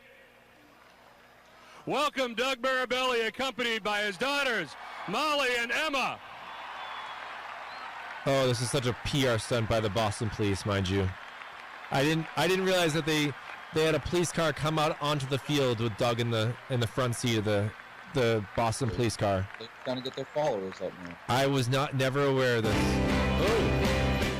Oh. Wow. All right, this is his walk-on music. Oh gosh. Okay. Yeah, I've had enough of that. That was fun while it lasted, but gosh, once you throw some skydive and country music on, I'm out. I'm turning that off. Oh man, another good name on this list, Willie Mo Pena. Willie Mo Pena! Oh, what should have been. Hitting home runs from his knees. He had so much power. They brought him... Oh, that was such a shame. They brought him up way too fast in Cincinnati. Oh, it is kind of a sad thing right there. It's this is kind of nostalgia in my eyes right here to hear these names and stuff like that. Yeah, maybe that's what we'll have to do while they're not playing well this season. Just go over old Red Sox rosters and see. Old Red Sox rosters. We might as well at this rate. Oh my gosh. Almanac.com. It's a great website. Well, I appreciate you pulling this out for us because I only got some heavies to go over in a few minutes here. So, yeah, it's breaking news. I didn't realize this. Patriots receive Super Bowl rings on Thursday night. So that'll be kind of cool to see what these rings look like these years. Because after the 283 diamonds in the Super Bowl ring 2 years ago, I don't know how this one can get much better than that. Yeah, how are they going to, mess around with the team that they beat? I mean, it was an ugly game for both sides. So maybe they'll have 133 since they, they only won 13-3. I'm not sure how that's going to work. Yeah, I just saw on I don't know if you listen to Pardon My Take at all. Here and there, yes. They just had Jared Goff on this last week for Grit Week, and they had him talking about like the Super Bowl, and he was just, I mean, it must be nice to be like, however old he is, and then just lose a Super Bowl like that, because he just seems so like cool about it. He was like, yeah, it sucked, but what are you gonna do? He was like, yeah, the worst part about it is when you look at it again, all you have to be is like, all right, well, all we had to do is score 11 points and we won the Super Bowl. Yeah, exactly. That's a tough pill to swallow. But it seems like a lot of the RSVPs are in for the ring ceremony on Thursday, including Trey Flowers, who signed a 5-year, $90 million with the Lions in March. He relayed that he wouldn't miss it at all. His presence Thursday, along with several others now playing elsewhere, serves as a reminder that while members of the 2018 Patriots are now scattered across the NFL, they will still have great affection for one another and appreciation for what they accomplished together. Along with now Miami Dolphins head coach Brian Flores will be in attendance as well. So that's pretty cool to see. Flores, Hogan, Trent Brown, all those guys. So let's see what else we got here.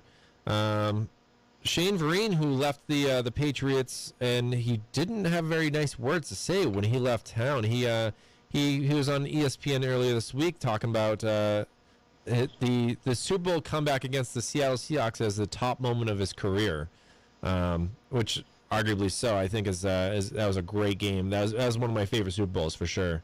Yeah, he made that genius move to go rot in New York, and I know the Falcons. He got money. Which would have taken the spot. Yeah, but I don't know. James White has been voted by the NFL as the third best pass-catching running back in the NFL, behind Panthers' Christian McCaffrey and Saints' Alvin Kamara. Wow, just no love for Lev Bell there, huh? Oh, I guess he didn't play last season. So. He didn't play last year, so yeah. He did have 14 catches in the Super Bowl. James White did, so that he does have that record for him as well.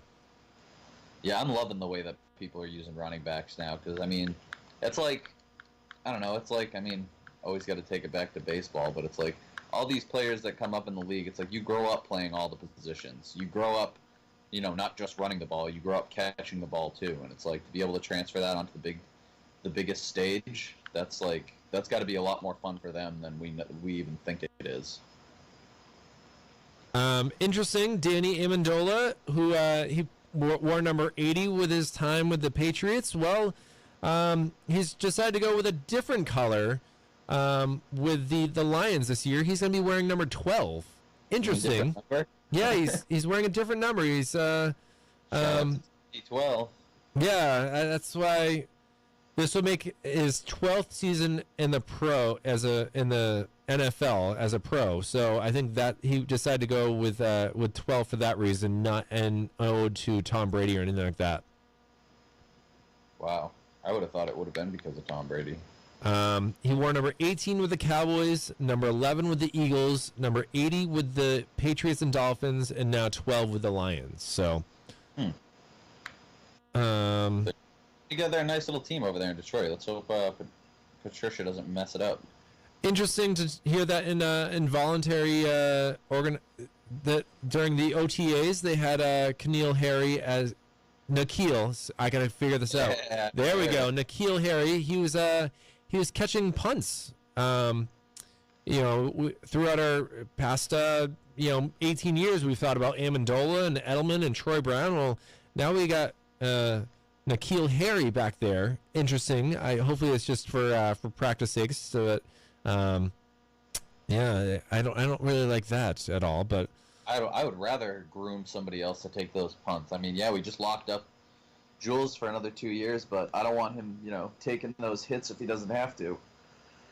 I'm right there with you. That's why to read this, I was like, oh, not my favorite thing to see right there.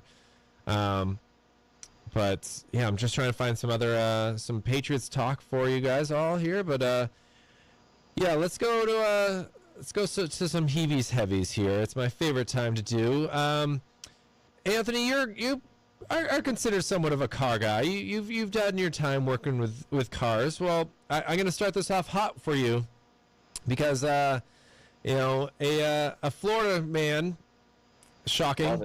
I've never said that before. St. Johns County, Florida. A Florida man has been arrested after deputies said he fled a traffic stop and then called 911 to brag about it. Wait. What? He fled from the police during his traffic stop and then called 911 to brag about it. That's the most Florida thing I've ever heard. Nicholas Jones, 19, has been charged with reckless driving, fleeing and eluding, misusing 911, and violation of probation. According to an arrest report, a deputy was trying to pull over a Hyundai for a traffic stop when a car took off speeding out of a parking lot. Roughly an hour later, Jones reportedly called 911 and had the following interaction. Caller, I want to know, I ran from a cop 30 minutes to an hour ago. I was that guy that over there at King's Estates. What do we pay you guys for? I've driven past 4 cops. What do you mean you ran from a cop? I mean, he turned his lights on for me, and he had gotten me, and as he was walking up to my car, I did a donut around him and left him. Dispatcher, okay, you want to now see the officer, or what's your question? My question is, I'm assuming he put an APB out and that someone was looking for my car, so, he definitely got the plate number, but I've passed, 4 cops since driving around. What are you guys doing? Well, we're working on many calls here, sir. Yeah, deputies were able to track Jones down, and when asked why he ran from the traffic stop, he reportedly smiled. He didn't initially respond. Yeah, interesting guy, this Aaron Jones here. What a move. I respect it. He also later reported, said, no cop can catch me in a Hyundai Elantra. That thing is fast.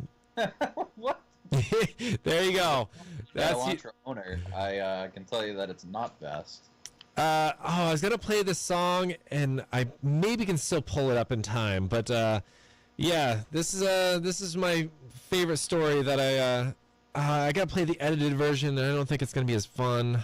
Hold on, let me see if I can do this, because this story will go hand in hand, and I think you'll respect my ideas for this even more. But more NWA. It's similar to that. If I hit the wrong button here, then I guarantee I could do something wrong. But keep that button close. Yeah, I'm gonna hit this one, because in California last weekend, a Mr. Snoop Dogg broke the world record for the largest gin and juice. The largest gin and juice? Yep, the largest gin and juice in the world was none other than Snoop Dogg at the Bottle Rock Napa Valley Music Festival. with West Coast rapper Warren G and Top Chef Season 6 winner Michael Vigiato. I don't know how to say his name. I apologize for that. Yeah, it's you ready for this? 180 bottles of gin, 154 bottles of apricot brandy, and 38 jugs of orange juice. What did they do with that? 132 U.S. gallons was presented to the crowd there at the Napa Bottle Rock Festival in California. That sounds incredible. To see Snoop on stage stirring this drink, they actually had an umbrella for the drink as well. Yeah, 180 bottles of Hendrick's gin. I mean, at least they picked good gin for it. Ooh, I'll give it that. Good stuff, at least. I mean, Hendrick's gin is where it's at in my eyes. That's. You're not a Tanqueray guy? No, I can't do the Tanqueray. I'm more of a Hendrick's or a Bombay Sapphire. I can't do the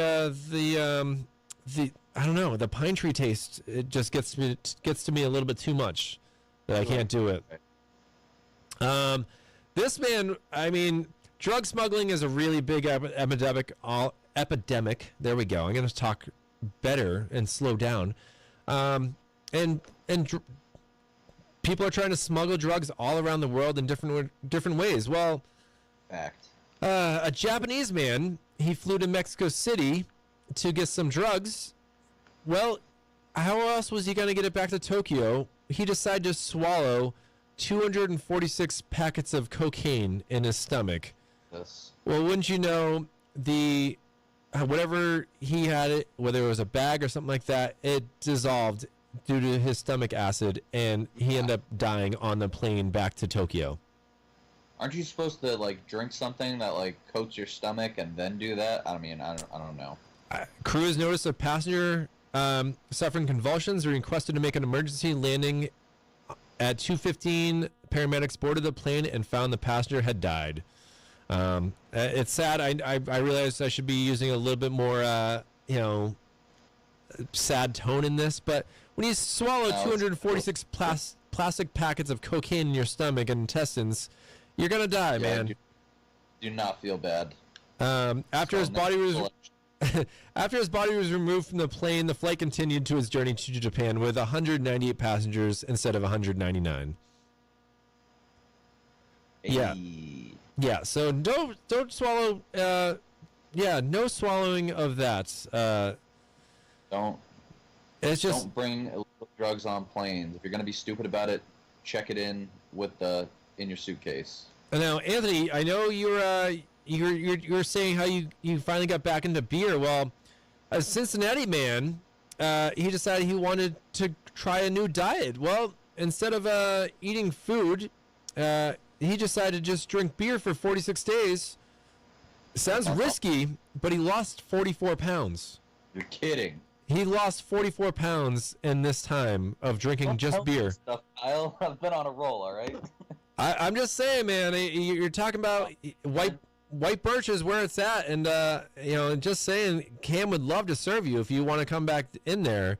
I found this story to be interesting. I mean, I guess you're not getting all the nutrients you need, and your body's having to overwork in some ways, but you're also getting to lose the weight. It's kind of an interesting, conundrum there. Was that the only, like, he didn't eat anything, he just drank beer? He drinks only beer for 46 days, and he lost 44 pounds. How did he get anything done? That's a very good question. I don't have a good answer for that. Let me quickly try to read this story a little bit more, because now that you're asking questions more, I don't know how he does anything. I want to try this. I need to... He got the idea after an ancient tradition that dates back to monks in the 1600s. Different times. Yeah. They also have a BAC count back then either, so... Okay, working in the beer industry, Hall says he was constantly surrounded by beer and food at restaurants and events. Despite the temptations, Hall says he doesn't cheat. Interesting. He wants the experience to be his springboard to kicking bad habits. What? He devoured guacamole for his first meal post-fast. So, interesting. I can only imagine your stomach. Oh, never mind. I don't want to get into that. That's an interesting thing. I don't understand. I don't. This makes 0 sense to me. He still washed down the guacamole with a beer after 46 days, as he still isn't sick of beer. So that's a pretty good sign. Well, wait a minute. Was he hacking the system by only drinking like Michelob Ultras or something like that? That would be totally different. If you were drinking nothing but those for 40 days, I could believe it, because they're only like 60 calories a...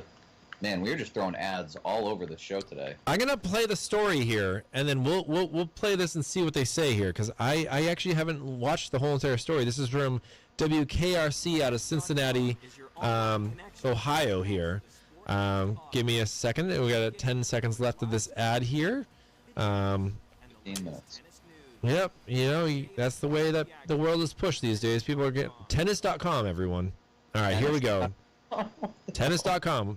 Jen, a local man is checking beer-only diet off his bucket list. Yeah, we introduced you to Dell Hall in March when he vowed to fast during Lent and live off of beer. Well, Local 12's Catherine Robinson is here sharing his story, and it's pretty unbelievable what he accomplished, Catherine. Yes, it is. Dell Hall got his inspiration from monks in the 1600s that would fast during Lent by a Bock beer diet. Now he's trying to write his own name into history.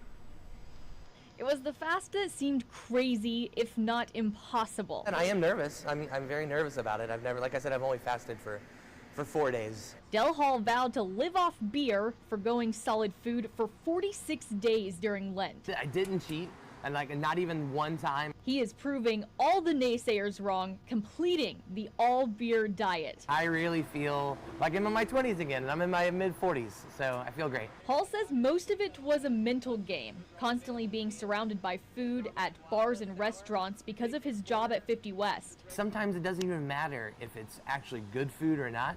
It smells great. So that was super hard to be around all that.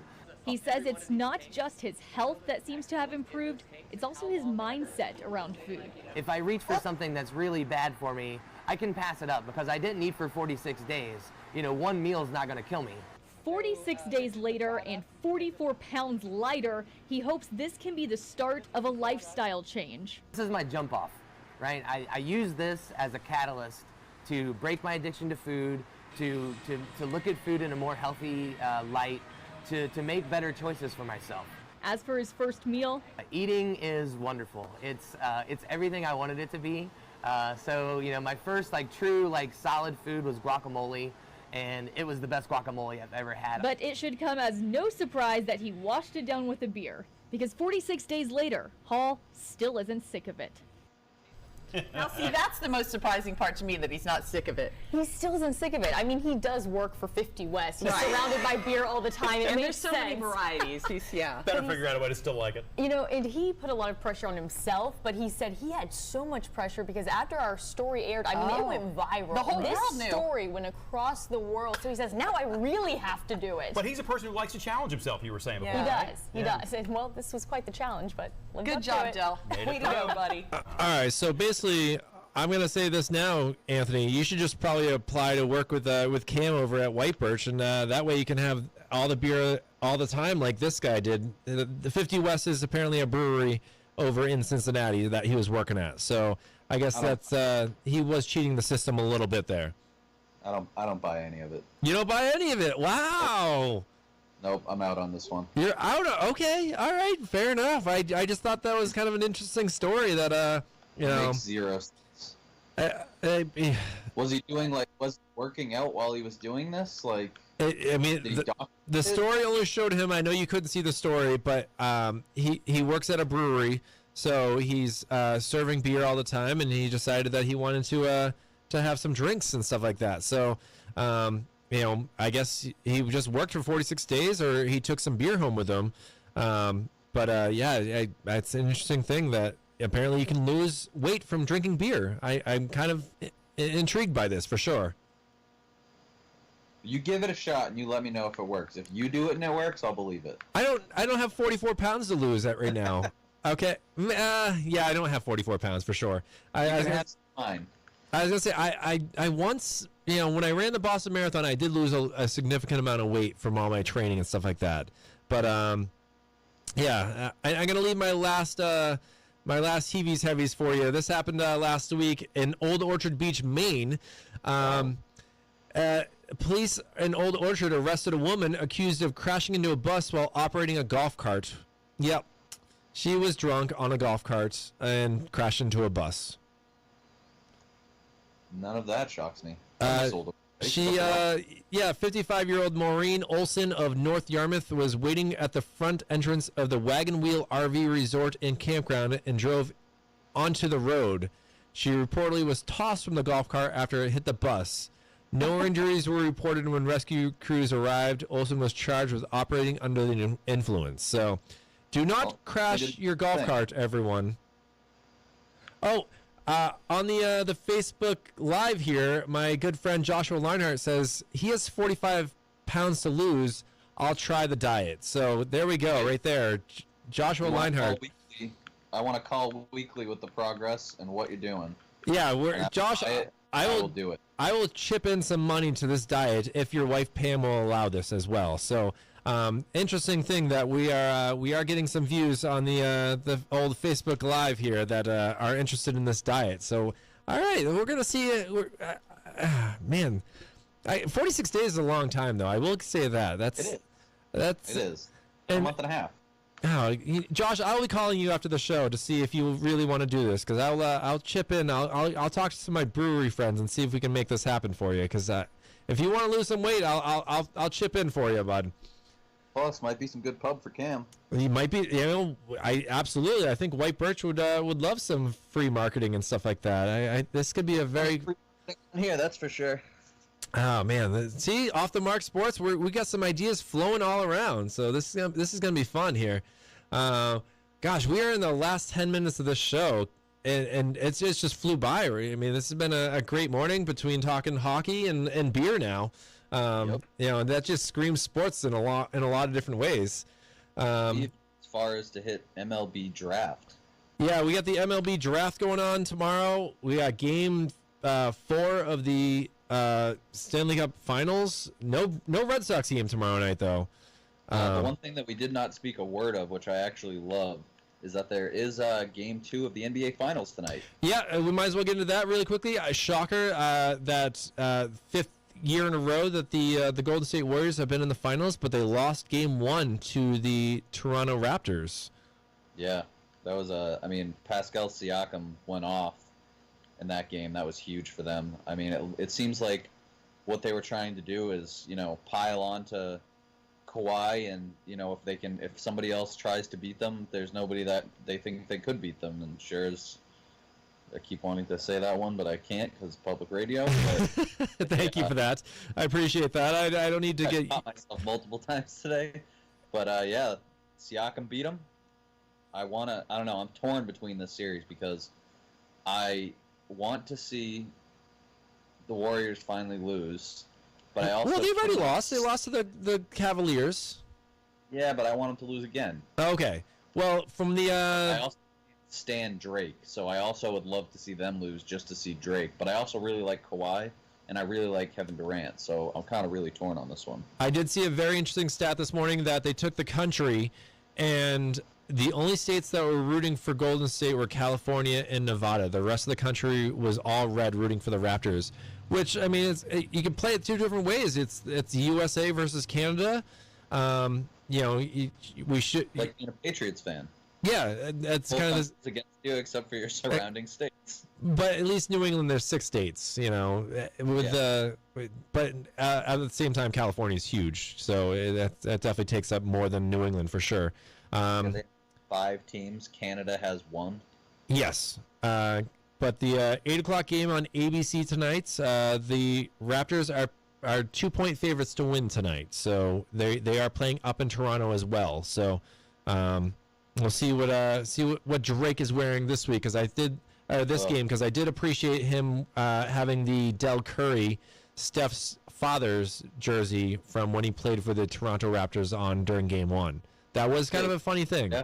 Steph's dad's jersey on. He's got Steph Curry tattooed on his arm. Yeah, that right there is odd. pulling for the Warriors more than the Raptors. You can do what you can to block the tattoo of Steph Curry on your arm, but everyone knows that you've got a tattoo of players on your arms. Kind of a weird thing right there, for sure. Yep. Long after they're out of the league, it'll still be there. Well, maybe he'll. I don't know if he'll still be a Raptors fan at that point, or what's going to happen there. Because to be fair, though, both of them will end up as Hall of Famers, so I guess it's okay either way. I don't definitely agree with that. That definitely would be They'd probably make it into the Hall of Fame now if they retired, just because of the way the NBA Hall of Fame works. And they've both been MVPs, and they both won championships. And Steph Curry is going to break all the 3-point records in no time for sure. Yeah, if he hasn't already. One by one, they're crumbling. I know he's got playoff 3-pointers. I think he's already got. I think he passed Ray Allen for that. And then most career 3-pointers, I know he's only like 100 away from or something like that. Did Ray Allen take number 1 on that? Or is it Reggie Miller? I think Ray Allen ended up taking it. He passed Reggie Miller when he was with. I remember hearing that. When he was with the Celtics, he passed Reggie Miller, and then he hit some more with the Heat, obviously. So, but still, from the way that Steph Curry nails those threes, it's a weird thing to talk about nailing threes, but it's okay. Yeah, so that should be fun. First time that we've seen the Warriors be down in the NBA Finals, really. Yeah, it's also the first time they haven't had the higher seed going into the finals, too. So maybe that's the entire swing that the Raptors needed there, where they have the home court advantage. Yeah, I mean, they finished one game better than Golden State during the regular season, and that's playing a huge difference when it comes to this NBA Finals. Yep. Steph Curry is 27.3 points per game in this playoffs, while Kawhi, is 26.6. I think Kawhi's gonna stay. If he wins, they're gonna want to pay him as much as he wants. If anyone's interested in traveling to Toronto, tickets are going as low as $702 right now. Oh, as low. $702, no big deal. Kevin Durant is out for this game as well, and I know that DeMarcus Cousins should be playing again. He didn't play that as well last. He slowed them down a lot in that game. I feel like he did too. They definitely, the way that they rolled through the Trailblazers, it just seemed like it wasn't the same team. Obviously, it's Toronto's a better team than Portland was, but at the same time, I definitely feel like he slowed them down for sure. It's a shame. I mean, obviously he's had some pretty horrific injuries this season, but I remember he was like he was the best big man in the league, before Anthony Davis came out, and trying to think of who else. I mean, obviously he wasn't better than Durant, but when it comes to centers, at least, Yeah. I want to say to Jenny Coffey, a wonderful fan of the show. She wrote great show to us, so thank you very much, Jenny. We appreciate the input there, and thank you for taking a listen here. One last funny story that I thought was kind of interesting is that if you're a free agent and you're looking to get signed by a team, do not get yourself a DWI. Former New York Giants and Green Bay Packers defensive tackle Muhammad Wilkerson was arrested early Saturday for driving while intoxicated in Manhattan. He had a blood alcohol content of 0.09. The legal limit is 0.08. 3:30 a.m. Nothing good ever happens after 2 a.m. I'm going to quote How I Met Your Mother with this. Nothing ever good happens at 2 a.m. To be fair, though, that's like because 0.08 is like, it's pretty low when it comes to. Yes, I agree with you there. I really feel. So I bet you, hey, you know what? It actually might be good for him because it gets his name in the news, and you could definitely go back to the team and be like, dude, it was 0.09. Exactly. I was 0.01 over, and now people are talking about him. Well, I definitely went ahead and said his name in a while. I can say that for sure. But maybe this was calculated. Well, whatever it was, he's gonna have to fight the law, and he fought the law and the law won. We'll see what happens here, because it's never a good time when you're getting a DWI. I don't know for a fact. I've seen enough friends and stuff like that get them, and I'm gonna stay away from getting myself a DWI. But everyone, it's been a fun show. I will. We'll see if we're talking about a Stanley Cup champion next week or what's going to happen here. But Bruins. Hopefully they can score another touchdown next week, and it'd be nice to go up 3-1 and bring it back to Boston. Because obviously the Red Sox aren't doing it for us, but we'll see what happens. But they were doing it for us last week. Now they're not. Maybe it'll be another swing next week. I'm gonna say thank you to all our listeners on 95.3 WMNH. Also, we're on Podbean and iTunes, and we've been going live on channel 97 on Comcast. So it's been a good time, and we'll be back again for another edition of Off the Mark Sports. So have a great day, everyone. We'll see you all soon. See ya.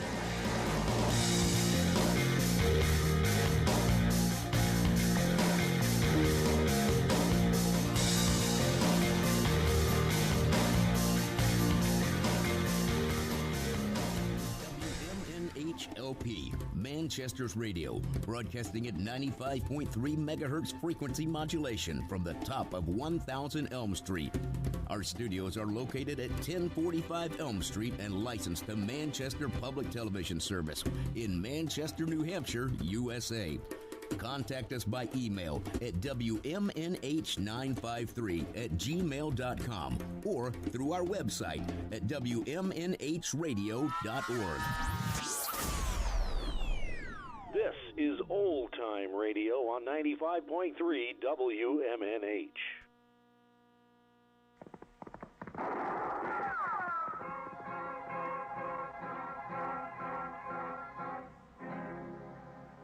Around Dodge City and in the territory on West, there's just one way to handle the killers and the spoilers, and that's with a U.S. Marshal and the smell of gun smoke.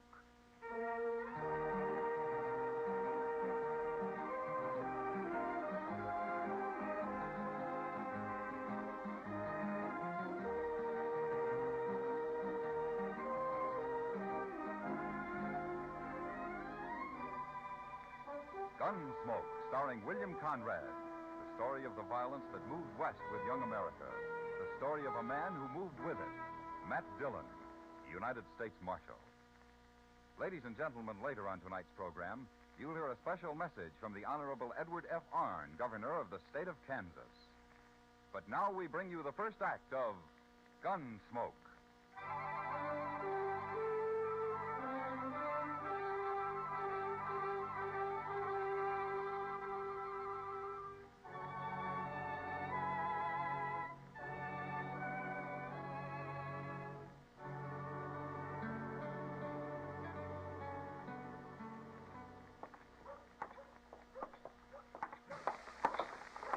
I'll swear it's going to be spring before we know it, Mr. Dillon.